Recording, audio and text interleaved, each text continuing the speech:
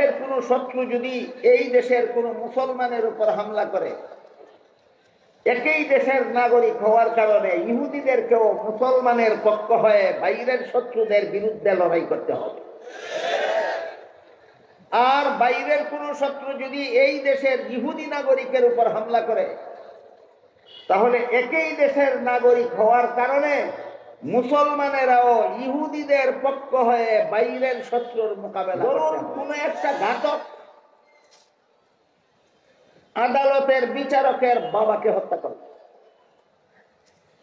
হত্যাকারীকে, ঘাতক, খুনি একটা খুনি আদালতের বিচারক যিনি, তার বাপ রে হত্যা করছে অন্যায়ভাবে। এখন শান্তির আইন বলে হত্যাকারীর প্রাণদণ্ড। শান্তির আইনে কি কয়? হত্যাকারীর প্রাণদণ্ড। কেন? আল্লাহ কোরআনে বলেন ওয়ালাকুম ফিল কিসাসি হায়াতুন ইয়া উলিল আলবাব। হত্যাকারীকে প্রাণদণ্ড দেওয়াটাই হলো দেশের খুনাখুনি, দেশের জনগণকে খুনাখুনির হাত থেকে রক্ষা করার একমাত্র ব্যবস্থা। খুনিরে হত্যা করো, সরকারেরা খুনিরে হত্যা করো যদি দেশের খুন খারাপি বন্ধ করতে চাও। এটা শান্তির একটা আইন, শান্তির একটা আইন। খুনিরে মাফ করে দেওয়া শান্তির আইন না, খুনিকে হত্যা করা শান্তির আইন। এর এইটা বোঝাবার জন্য আরেকটা উদাহরণ দিচ্ছি। ধরেন একটা কথার কথা, আপনার আঙ্গুলে ক্যান্সার হইল। আমি দোয়া করি আপনাদের কারো শরীরে কোনোদিন যেন ক্যান্সার না হয়। বুঝাবার জন্য বলছি, ধরুন আপনার আঙ্গুলে ক্যান্সার হইল, চিকিৎসার জন্য গেলেন, ডাক্তার পরীক্ষা নিরীক্ষা করে বললেন এই আঙ্গুলটা কেটে ফেলে দিতে হবে, এছাড়া আপনার দেহকে ক্যান্সারের আক্রমণ থেকে রক্ষা করার আর কোনো ব্যবস্থা নেই। এমন অবস্থায় আপনার আঙ্গুলটা আদর করে রেখে দেওয়াই শান্তির ব্যবস্থা না কেটে ফেলে দেওয়াই শান্তির ব্যবস্থা? যেভাবে ক্যান্সারে আক্রান্ত আঙ্গুলটা কেটে ফেলে দেওয়াই শান্তির একমাত্র ব্যবস্থা, ঠিক তেমনি ভাবে আল্লাহ বলেন খুনিদেরকে হত্যা করাই দেশের খুন খারাপি বন্ধ করার একমাত্র। আজকের এই মুবারক মহাসমাবেশের আয়োজন সিরাতুন নবীর নামে করা হয়েছে। অতীতে আমি একাধিকবার আপনাদেরকে এই সিরাতুন নবীর সম্মেলনে বলেছি, আমাদের মহানবী মুহাম্মদুর রাসূলুল্লাহ সাল্লাল্লাহু আলাইহি ওয়াসাল্লামের 63 বছরের জীবন ইতিহাসকে সিরাতুন নবী বলা হয়। এর একটা অংশ আছে উম্মতের জন্য অনুকরণীয়, অনুসরণীয়, আর একটা অংশ আছে উম্মতের জন্য অনুসরণীয় নয়, অনুকরণীয় নয়, বরং শুধুমাত্র রাসূলের বৈশিষ্ট্য। যেমন রাসূল করিম সাল্লাল্লাহু আলাইহি ওয়াসাল্লাম বিয়ে করেছেন, এটা উম্মতের জন্য অনুকরণীয়। তাই উম্মতের জন্য বিয়ে করা নবীর সুন্নাত। 63 বছরের জীবন ইতিহাসে রাসূল যা কিছু করেছেন তার মধ্যে একটা কাজ এও করেছেন যে তিনি বিয়ে করেছেন। বুঝা থাকলে বলুন তো, নবীর এই কাজের অনুসরণ, অনুকরণ উম্মতের জন্য সুন্নাত কিনা? সুন্নাত। কিন্তু নবী একত্রে তার ঘরে 9 জন স্ত্রী রেখেছেন, এটা উম্মতের জন্য অনুকরণীয় নয়। নবী বিয়ে করেছেন, এটা উম্মতের জন্য অনুকরণীয়। নবী 9 বিবি একত্রে ঘরে রেখেছেন, এটা উম্মতের জন্য অনুকরণীয় নয়, এটা নবীর বৈশিষ্ট্য। 9 বিবি রাখা উম্মতের জন্য অনুকরণীয় না নবীর বৈশিষ্ট্য? নবীর বৈশিষ্ট্য। এই দুইটা জিনিসকে পার্থক্য করে পরিষ্কারভাবে বুঝে নিলে সিরাতুন নবীর কোন অংশ আমাদের জন্য আদর্শ আর কোন অংশ আদর্শ নয় তা বোঝা সহজ হয়ে যায়। এর একটা মূলনীতি আছে। মূলনীতি হলো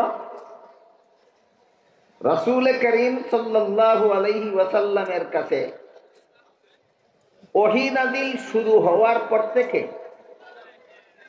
ইন্তেকালের পূর্ব পর্যন্ত যত কাজ তিনি নিজেও করেছেন, উম্মতকেও করতে বলেছেন অথবা উৎসাহ প্রদান করেছেন। ওহী নাযিল শুরু হওয়ার পরবর্তী জিন্দেগিতে, সেই জিন্দেগিটা হইল 23 বছরে। সিরাতুল নবীর আলোচনায় অতীতে আমি আপনাদের বিস্তারিত ভাবে বলেছি যে নবীর কাছে ওহী নাযিল শুরু হওয়ার পূর্ববর্তী জীবন ইতিহাস হলো 40 বছরের, আর ওহী নাযিল শুরু হওয়ার পরবর্তী জিন্দেগি হইল 23 বছর। আগের 40 বছরের জীবনীকে কাবলান নবুয়ত বলা হয়, আর পরের 23 বছরের জিন্দেগিকে বাদান নবুয়ত বলা হয়। এই বাদান নবুয়তের 23 বছরের জিন্দেগিতে রাসূল যত কাজ নিজেও করেছেন, উম্মতকেও করতে বলেছেন অথবা করার জন্য উৎসাহ প্রদান করেছেন, এই সমস্ত কাজের জন্য নবী আমাদের অনুকরণীয়, অনুসরণীয়। এবার বলুন, নবী এই শেষ 23 বছরের জীবন ইতিহাসের ভিতরেই একত্রে 9 বিবি ঘরে রেখেছেন, আমাদেরকেও রাখতে বলেছেন না রাখার উৎসাহ দিয়েছেন না, কোনোটাই না। তাহলে এই ব্যাপারে এই কাজের জন্য নবী আমাদের অনুসরণীয় নন, অনুকরণীয়। যে কাজ বাদান নবুয়তের 23 বছরের জিন্দেগিতে করেছেন কিন্তু আমাদেরকে করতে বলেননি, উৎসাহ প্রদান করেননি, সেই সব কাজ নবীর, সেই সব কাজ উম্মতের জন্য অনুসরণীয় নয়, অনুকরণীয় নয়। বাদান নবুয়তের 23 বছরে নবী যত কাজ নিজেও করেছেন, উম্মতকেও হয়তো করতে বলেছেন আর না হয় উৎসাহ প্রদান করেছেন, এই সমস্ত কাজের জন্য নবী মোদের অনুকরণ। এ ব্যাপারেই কোরআনে আল্লাহ বলেন, ওয়ামা আতাকুমুর রাসূলু ফাখুযুহু ওয়ামা নাহাকুম আনহু ফান্তাহু। রাসূল যা তোমাদের করতে বলেন তা করো, যার থেকে বারণ রাখেন তার থেকে বিরত থাকো। নবী নিজে শুধু করলেই আমার করতে হবে না, আমাকেও করার আদেশ করেছেন কিনা দেখতে হবে, অথবা আমাকেও করার উৎসাহ দিয়েছেন কিনা তা দেখতে হবে। এই মূলনীতির আলোকে, এই আদর্শ মতো মুহাম্মদুর রাসূলুল্লাহ সাল্লাল্লাহু আলাইহি ওয়াসাল্লাম গোটা উম্মতের জন্য অনুসরণীয়, অনুকরণীয় আদর্শ। এ ব্যাপারেই অন্য আয়াতে আল্লাহ বলেন, লাকাদ কানা লাকুম ফি রাসূলিল্লাহি উসওয়াতুন হাসানাহ। অবশ্যই আল্লাহর রাসূলের মধ্যে রয়েছে তোমাদের জন্য আদর্শ। যার কথা অনুসরণ করা যাবে না, যার কাজের অনুকরণ করা যাবে না, তিনি কি আদর্শ? না যার কথার অনুসরণ, যার কাজের অনুকরণ করা যাবে তিনি আদর্শ। যার কথার অনুসরণ করতে হবে, যার কাজের অনুকরণ করতে হবে তিনি আদর্শ। কিন্তু নবীর কথার অনুসরণ যে আমরা করব, নবীর কাজের অনুকরণ যে আমরা করব, ঢালাও ভাবে না মূলনীতি আছে। এই মূলনীতিটা হলো 23 বছরের জিন্দেগিতে নবী নিজেও করেছেন, হয়তো আমাদেরও করতে বলেছেন আর না হয় উৎসাহ প্রদান করেন। এই মূলনীতির ভিত্তিতে নবীর 23 বছরের জিন্দেগি, জীবন ইতিহাস আমাদের আদর্শ। আর এই বিষয়টা বোঝার জন্যই সিরাতুন নবী সম্মেলনের দরকার। এই বিষয়টা পরিষ্কারভাবে অনুধাবন করার জন্যই সিরাতুন নবীর আলোচনা শোনা দরকার।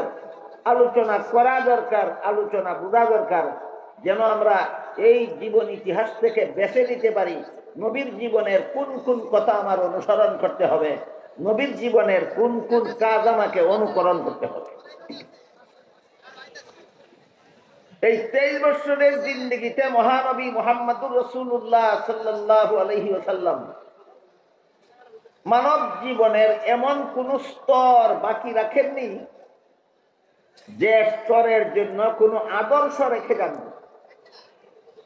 মানব জীবনের সর্বস্তরের জন্য 23 বছরের জিন্দেগিতে আমাদের নবী আমাদের জন্য আদর্শ রেখে গেছেন, অনুসরণীয় অনুকরণীয় আদর্শ রেখে গেছেন।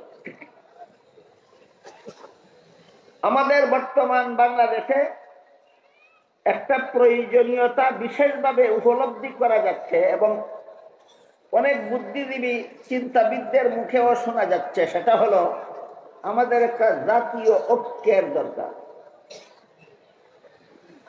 আমাদের একটা জাতীয় ঐক্যের দরকার, দেশের হেফাজতের জন্য, দেশ রক্ষার জন্য, ঈমান রক্ষার জন্য একটা শক্তিশালী ঐক্যের দরকার। আপনারা কি এই দরকারটা মনে করেন?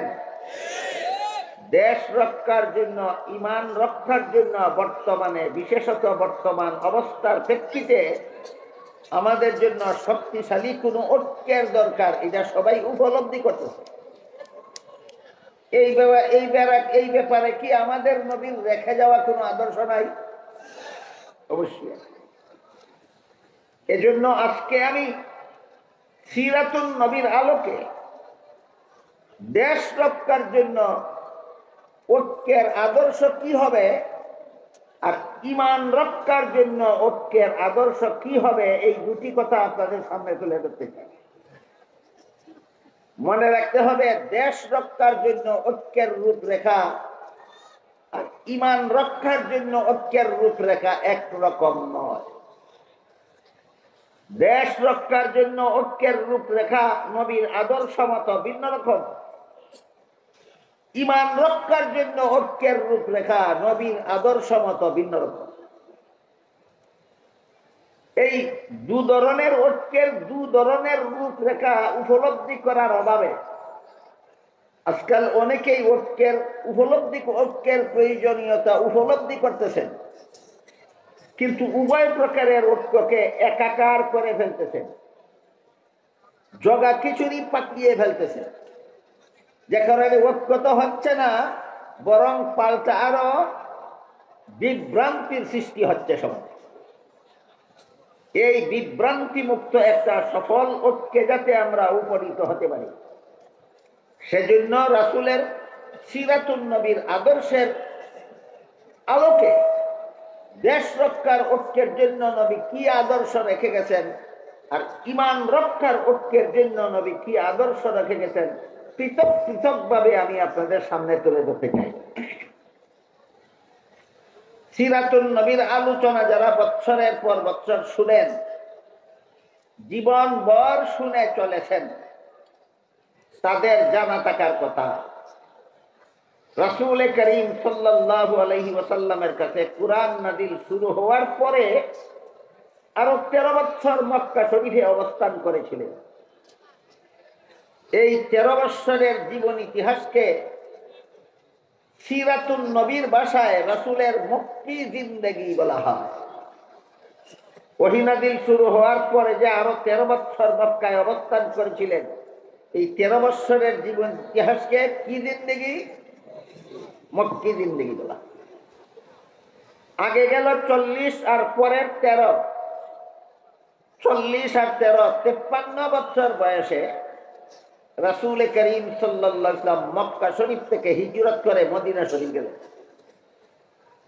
সেখানে অবস্থান করেছিলেন আরো 10 বছর, এই জীবনের শেষ 10 বছর।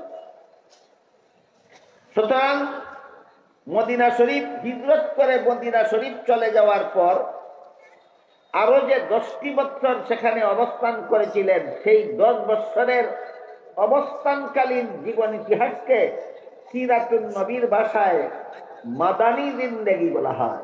13 বছরের মক্কি জিন্দেগি আর 10 বছরের মাদানী জিন্দেগি। 13 বছরের মক্কি জিন্দেগি আর 10 বছরের মাদানী জিন্দেগি। আমি অতীতে আপনাদেরকে বলেছি 13 বছরের মক্কি জিন্দেগির আলাদা একটা বৈশিষ্ট্য আছে, 10 বছরের মাদানী জিন্দেগির আরো আলাদা একটা বৈশিষ্ট্য। পৃথক পৃথক বৈশিষ্ট্য সহ বুঝলে সিরাতুন নবীর আলোচনা শোনা বোঝা সার্থক। একাকার করে বোঝার চেষ্টা করলে সফল হবে না, সার্থক হবে না। 13 বছরের মক্কি জিন্দেগির বৈশিষ্ট্য ছিল দিন প্রচার করুন, দিনের দাওয়াত দিন, মানুষের ব্যক্তি জীবন গঠন করুন, পারিবারিক জীবন গঠন করুন। এই পথে যদি কোনো বেদিন কাফির বাধা হয়ে দাঁড়ায় তাদের প্রতি ভ্রুক্ষেপ করবেন না, তারা যদি অত্যাচার করে প্রতিশোধ নিতে যাবেন না, তারা যদি হামলা করে মোকাবেলা করতে যাবেন না, নীরবে সহ্য করুন আর দাওয়াতের কাজ চালু রাখুন। এটা ছিল 13 বছরের মক্কি জিন্দেগির বৈশিষ্ট্য। এই সুযোগে মক্কার সন্ত্রাসীরা দীর্ঘ 13টি বছর পর্যন্ত নবীকে এবং নবীর অনুসারী নিরীহ মুসলমানদেরকে অবর্ণনীয় জুলুম অত্যাচার করেছে। যেহেতু মোকাবেলার নির্দেশ নাই, যেহেতু রুখে দাঁড়াবার অনুমতি নাই আল্লাহর পক্ষ থেকে, শুধু সহ্য করার নির্দেশ, সন্ত্রাসীরা শুধু হামলা করত আর মুসলমানেরা শুধু সহ্য করত।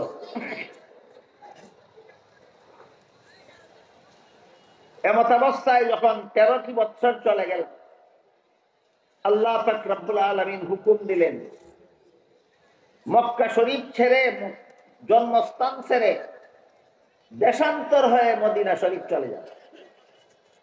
এটাকে ইসলামের পরিভাষায়, সিরাতুন নবীর ভাষায় হিজরত বলা হয়। আপনি মক্কা শরীফ থেকে হিজরত করে সঙ্গী সাথী অনুসারী মুসলমানদেরকে নিয়ে মদিনা শরীফ চলে যান। আল্লাহর হুকুমে 53 বছর বয়সে রাসূল করিম সাল্লাল্লাহু আলাইহি ওয়াসাল্লাম মক্কার অনুসারী মুসলমানদেরকে নিয়ে হিজরত করে মদিনা শরীফ চলে গেলেন। সেখানে যাওয়ার পরে রাসূল একটা ইসলামী রাষ্ট্র প্রতিষ্ঠা করলেন। এটা না বুঝলে দেশ রক্ষার ঐক্যের ব্যাপারে রাসূলের আদর্শ বোঝার কল্পনাও করা যাবে না। হিজরত করে মদিনা শরীফ গিয়ে রাসূল একটা রাষ্ট্র প্রতিষ্ঠা করেছিলেন, এটা আগে বুঝে নিতে হবে।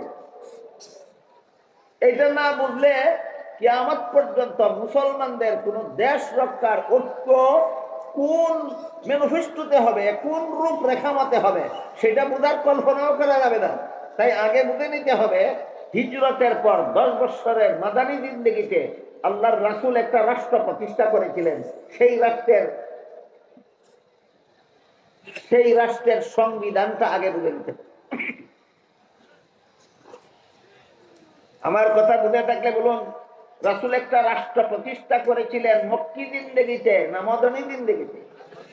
মাদানী জিন্দেগিতে রাষ্ট্র প্রতিষ্ঠা করে নিয়েছে এবং সেই রাষ্ট্রের পরিচালনার জন্য আল্লাহর রাসূল একটা লিখিত সংবিধানও তৈরি করেছিলেন। কোন ইতিহাসে পাওয়া যায় একমাত্র মুহাম্মদুর রাসূলুল্লাহ সাল্লাল্লাহু আলাইহি ওয়াসাল্লাম সর্বপ্রথম ব্যক্তি পৃথিবীর ইতিহাসে যিনি রাষ্ট্র পরিচালনার জন্য একটা লিখিত সংবিধান তৈরি করেছিলেন। তার আগে দুনিয়ার বিভিন্ন দেশের রাজা বাদশারা যে দেশ শাসন করত, তাদের সুনির্দিষ্ট কোন লিখিত সংবিধান ছিল না। প্রথাগত কতগুলি মূল নীতি, প্রথাগত মুখস্থ করা কতগুলি নীতিমালার ভিত্তিতে তারা দেশ শাসন করত। একমাত্র ব্যক্তি মুহাম্মদুর রাসূলুল্লাহ সাল্লাল্লাহু আলাইহি ওয়াসাল্লাম হিজরত করে মদিনা শরীফ যাওয়ার পর একটা রাষ্ট্র প্রতিষ্ঠা করলেন। সেই রাষ্ট্রকে পরিচালনার জন্য একটা পরিপূর্ণ সংবিধান তৈরি করলেন। ইতিহাসের ভাষায় সেই সংবিধানটার নাম ছিল মদিনা সনদ। নামটা মনে রাখেন। রাসূল মদিনায় গিয়ে রাষ্ট্র প্রতিষ্ঠা করার পর রাষ্ট্রটা পরিচালনা করার জন্য একটা সংবিধান তৈরি করেছিলেন। ইতিহাসের ভাষায় সংবিধানটার নাম ছিল মদিনা সনদ। এই এই সংবিধান তৈরির মাধ্যমে রাসূল উম্মতের রাষ্ট্র পরিচালনার একটা মূলনীতি শিক্ষা দিলেন। সেটা হলো রাষ্ট্রের নাগরিকরা যদি এই রাষ্ট্রে সুখে শান্তিতে বসবাস করতে চায়, নিয়ম শৃঙ্খলা বজায় রেখে যদি জীবনযাপন করতে চায়, তাহলে এর জন্য কিছু নীতিমালা লিখিতভাবে থাকতে হবে, যাকে আমাদের বর্তমান পরিভাষায় আইন শৃঙ্খলা বলা হয়। এইভাবে দেশের সমস্ত জনগণকে সরকারি আইন শৃঙ্খলা মেনে চলতে হবে। দেশকে সুশাসন করতে হলে, দেশকে শান্তিপূর্ণভাবে শাসন করতে হলে আইন শৃঙ্খলার ব্যবস্থা দেশের মধ্যে চালু করতে হবে। এই সংবিধান তৈরির মাধ্যমে রাসূল উম্মতকে এই রাষ্ট্রের এই আদর্শ শিক্ষা দিলেন। বুঝে থাকলে বলুন, আইন শৃঙ্খলা ছাড়া দেশ শান্তিতে চলবে না অশান্তিতে পড়বে? এই জন্য সংবিধান লাগবে। আইন শৃঙ্খলা ঠিক রাখতে হবে।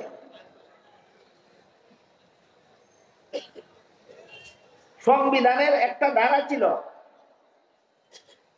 এই মদিনায় যে সমস্ত মুসলমানেরা বসবাস করে তারা যেভাবে তাদের ইসলাম ধর্ম পালনে স্বাধীন, মদিনায় যে সমস্ত অমুসলিম ইহুদিরা বাস করে তারাও তাদের ধর্ম পালনে স্বাধীন।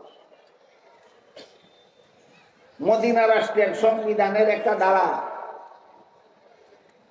এই একই রাষ্ট্র মুসলমান নাগরিকেরা যেভাবে তাদের ইসলাম ধর্ম পালনে স্বাধীন, অমুসলিম নাগরিকেরাও তাদের ভিন্ন ধর্ম পালনে স্বাধীন। এটা মদিনা সনদের একটা ধারা। আমরা একটু যাচাই করে দেখি ধারাটা কোরআন বিরোধী কিনা।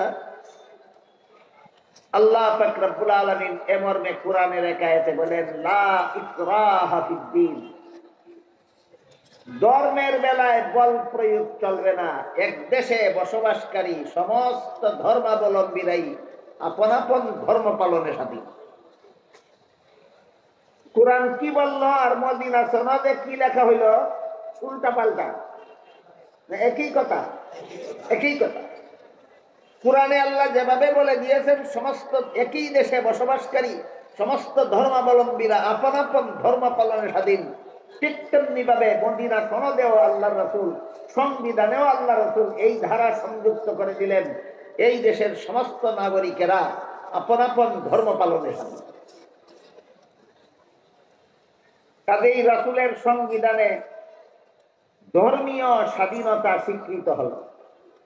রাসূলের সংবিধানে কি স্বাধীনতা স্বীকৃত হল? ধর্মীয় স্বাধীনতা স্বীকৃত হল। একই দেশে বসবাসকারী সমস্ত ধর্মাবলম্বীরাই আপন আপন ধর্ম পালনের। এখানে একটা প্রশ্ন জাগতে পারে, সেটা হলো রাসূল মদিনা সনদেও সকল ধর্মাবলম্বীদের ধর্ম পালনের স্বাধীনতা দিলেন, আল্লাহ কোরআনেও একই দেশে বসবাসকারী সকল ধর্মাবলম্বীদের আপন আপন ধর্ম পালনের স্বাধীনতা দিলেন, তাহলে কি সকল ধর্মই আল্লাহর কাছে গ্রহণযোগ্য? এই হলো প্রশ্ন। আমি অতীতে একাধিকবার আপনাদেরকে এই প্রশ্নের জবাব দিয়েছি, কিন্তু তারপরও দেখা যায় অনেকে কোরআন হাদিসের সুস্পষ্ট সমাধান জানার পর, বোঝার পরও ব্যতিক্রম করে, লঙ্ঘন করে। কি ভুলে যায় নাকি জেনে শুনে লঙ্ঘন করে, আল্লাহই ভালো জানেন। কাজে আপনারা যেন ভুলে না যান এবং লঙ্ঘন করার অপচেষ্টাও না চালান, সেজন্য আজকে আবারও এই প্রশ্নের জবাব দিচ্ছি যে সব ধর্মই কি আল্লাহর কাছে গ্রহণযোগ্য? তা না হলে আল্লাহ সব ধর্ম পালনের স্বাধীনতা দিলেন কেন?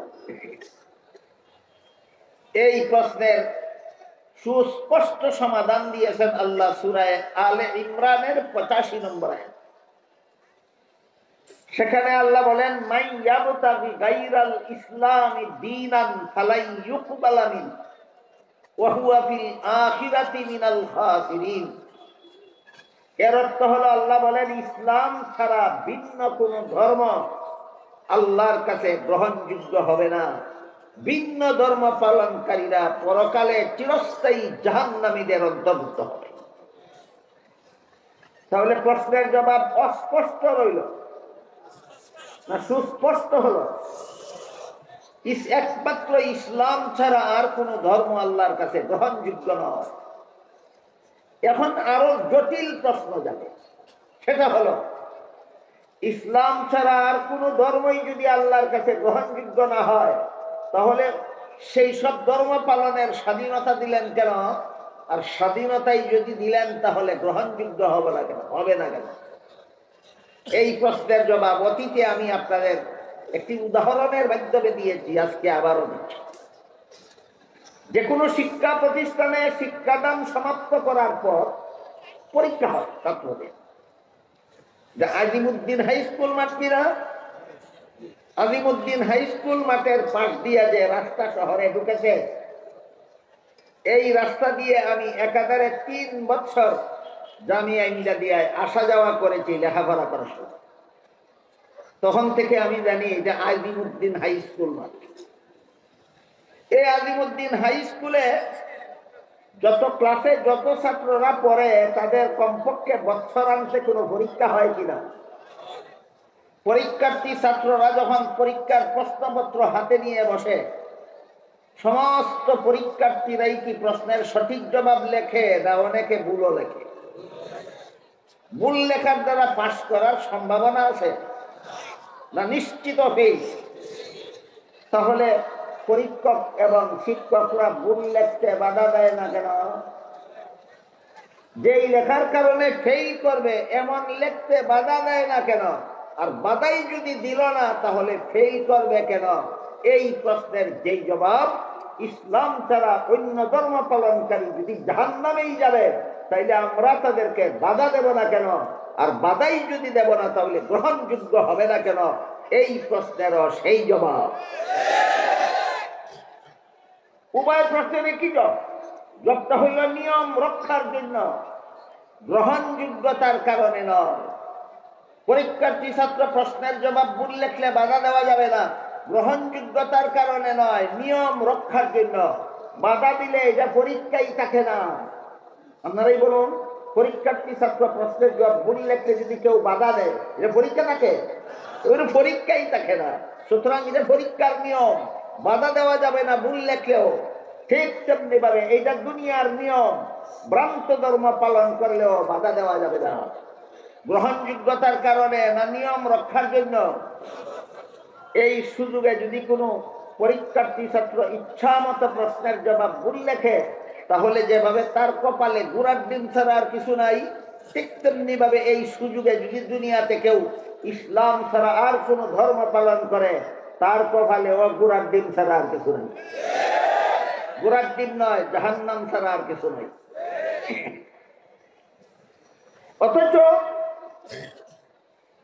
আমাদের দেশে বেশ কয়েক বছর যাবৎ একটা মস্তানি কথা প্রচার করা হচ্ছে। মস্তানি কথা। কথাটা কি? কথাটা হলো মুসলমানেরা হিন্দুদের পূজার উৎসবে অংশগ্রহণ করে আর বলে ধর্ম যার যার, উৎসব সবার। কয়েক বছর যাবৎ আমাদের দেশে এই কথাটা বলা হচ্ছে কিনা? ধর্ম যার যার, উৎসব সবার। আমি জবাব দেবার আগে জিজ্ঞাসা করতে চাই, ধর্ম যার যার, উৎসব সবারই যদি হয়, তাই বলে যদি মুসলমান দুর্গা পূজার উৎসবে গিয়ে মিষ্টি খেতে পারে, তাহলে তো হিন্দুরাও মুসলমানের ঈদুল আজহার উৎসবে এসে গরুর গোশত খেতে পারে। হে বেহায়া বেলাদা মুসলমানের দল, যারা হিন্দুদের দুর্গা পূজার উৎসবে অংশগ্রহণ করো, তোমরা হিন্দুদেরকেও গরু খাওয়ার উৎসবে অংশগ্রহণ করাও, যেহেতু ধর্ম যার যার। আমি বলি এটা একটা মস্তানি স্লোগান, যে কোনো বিবেকবানের স্লোগান নয়, মস্তানি স্লোগান। কেউ যদি বলে কৃষিকাজ যার যার, ফসল সবার, মানবে কোনো পাগলে? কেউ যদি বলে ব্যবসা যার যার, মুনাফা সবার, মানবে কোনো ছাগলে? কেউ যদি বলে চাকুরি যার যার, বেতন সবার, মানবে? কেউ যদি কয় বিয়া যার যার, বউ সবার, তাহলে মানবে না? মানবে না। তাহলে এই কথাগুলি বিবেকবানের কথা না মস্তানি? এই কথাগুলি যেমন মস্তানি, তেমনি ভাবে ধর্ম যার যার উৎসব সবার একটা চরম মস্তানি কথা। বরং কৃষিকাজ যার ফসল তার, কৃষিকাজ যার ফসল তার, ব্যবসা যার মুনাফা তার, চাকুরি যার বেতন তার, বিয়া যার বউ তার, ধর্ম যার উৎসব তার, ধর্ম যার উৎসব তার। এই ধরনের মস্তানীয় ধর্ম নিয়ে এই দেশে চলে কেন? সিরাতুন নবীর আদর্শ বিস্তারিত ভাবে আলোচনা না হওয়া অথবা ভালোভাবে না বোঝার কারণে। আল্লাহ কোরআনেও সমস্ত ধর্মাবলম্বীদের আপন আপন ধর্ম পালনের স্বাধীনতা দিয়েছেন। সিরাতুন নবীর আলোচনায় দেখা গেল রাসূলও ঐতিহাসিক মদিনা সনদ, রাসূলের প্রতিষ্ঠিত দেশের সংবিধানেও সমস্ত ধর্মাবলম্বীদের আপন আপন ধর্ম পালনের স্বাধীনতা দিয়েছেন। ধর্ম যার যার উৎসব সবার বুঝাবার জন্য নয়, ধর্ম যার উৎসব তার বুঝাবার জন্য। এই মদিনা সনদের আরেকটা ধারা, এই রাষ্ট্রে যত মুসলমান অমুসলমান বাস করবে সবাই একই দেশের নাগরিক বলে গণ্য হবে। রাসূলের প্রতিষ্ঠিত রাষ্ট্রে মুসলমান অমুসলমান নির্বিশেষে যত মানুষ বাস করবে সকলেই একই দেশের নাগরিক গণ্য হবে, একই দেশের নাগরিক গণ্য হবে। মুসলমানেরাও রাসূলের প্রতিষ্ঠিত দেশের নাগরিক, ইহুদিরাও রাসূলের প্রতিষ্ঠিত দেশের নাগরিক। বলেন সমস্ত ধর্মাবলম্বীরা কত দেশের নাগরিক? একই দেশের নাগরিক। এটাও মদিনা সনদের একটা উপধারা। এরপরে সেই মদিনা সনদে আরো উল্লেখ ছিল, যেহেতু আমরা মুসলমান অমুসলমান নির্বিশেষে সকলেই একই দেশের নাগরিক, কাজেই শান্তির আইনের একটা উদাহরণ দিল। এবার আপনারা যে দেশে বাস করেন এই দেশের একটা এই দেশে এই ব্যাপারে কি আইন আছে বলি? আপনারা পাকিস্তান বাস করেন না হিন্দুস্তান?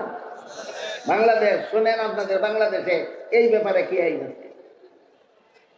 বাংলাদেশে এই ব্যাপারে আইন আছে, কোন খুনি যদি কোনো নির্দোষ মানুষকে হত্যা করে আর আদালত যদি খুনিকে প্রাণদণ্ডের আদেশ দেয়, খুনির অধিকার আছে প্রেসিডেন্টের কাছে প্রাণ ভিক্ষা করা। প্রেসিডেন্টের ঝুলির মধ্যে প্রাণ কতগুলি থাকে আপনারা বলুন? খুনি যে প্রেসিডেন্টের কাছে প্রাণ ভিক্ষা করার অধিকার পাইল, প্রেসিডেন্টের ঝুলির মধ্যে প্রাণ কটা থাকে? নিজের প্রাণের মালিককে সে আরেক বেটারে প্রাণ ভিক্ষা দিব কর্তৃকা। এগুলি শান্তির আইন না শান্তি ভঙ্গের আইন? আসলো থেকে একটু পরে বলবো, শুনুন। খুনির যেহেতু অধিকার আছে প্রেসিডেন্টের কাছে প্রাণ ভিক্ষা করার, তাই আদালত খুনির বিরুদ্ধে ফাঁসির হুকুম দেওয়ার পরেও যদি নির্ধারিত সময়ের ভিতরে খুনি প্রেসিডেন্টের কাছে প্রাণ ভিক্ষা চায় আর প্রেসিডেন্ট যদি বলে আমি তোমাকে প্রাণ ভিক্ষা দিলাম, তাহলে আদালতের অধিকার নাই এই খুনিকে প্রাণদণ্ড দেওয়ার। এবার আপনারাই বলুন, খুনি যদি প্রেসিডেন্টের কাছ থেকে প্রাণ ভিক্ষা পেয়ে খালাস পেয়ে যায়, এই সমাজে খুন খারাপি কখন বন্ধ হবে? বন্ধ হবে না আরো বেশি চালু হবে? রাসূলের মদিনা সনদ কি শিক্ষা দিছিল? অশান্তির আইনে দেশ শাসন করো না শান্তির আইনে দেশ শাসন করো? শান্তির আইনে দেশ শাসন করো। এইরকম আইন শৃঙ্খলা দেশের সমস্ত নাগরিক মুসলমান অমুসলমান নির্বিশেষে দেশের সমস্ত নাগরিককে মেনে নিতে হবে যদি শান্তির দেশ গঠন করতে চাও।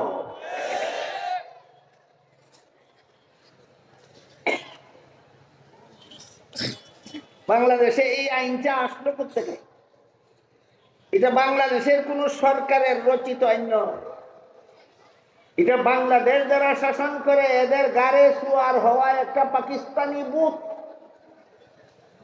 পাকিস্তানি বুথ বলি আমি। পাকিস্তান বাংলাদেশ তো পাকিস্তান থাকা অবস্থায় বাংলাদেশ হওয়ার আগেই আদালতে এই আইনটা চালু ছিল, খুনি যদি প্রেসিডেন্টের কাছে প্রাণ ভিক্ষা চায় আর প্রেসিডেন্ট যদি খুনিকে প্রাণ ভিক্ষা দেওয়ার ঘোষণা দিয়ে দেয়, তাহলে খুনিকে আর ফাঁসি দেওয়া যাবে না। আগে করছিল একটা খুন, এখন সাহস পায় যেন আরো 10টা খুন করা।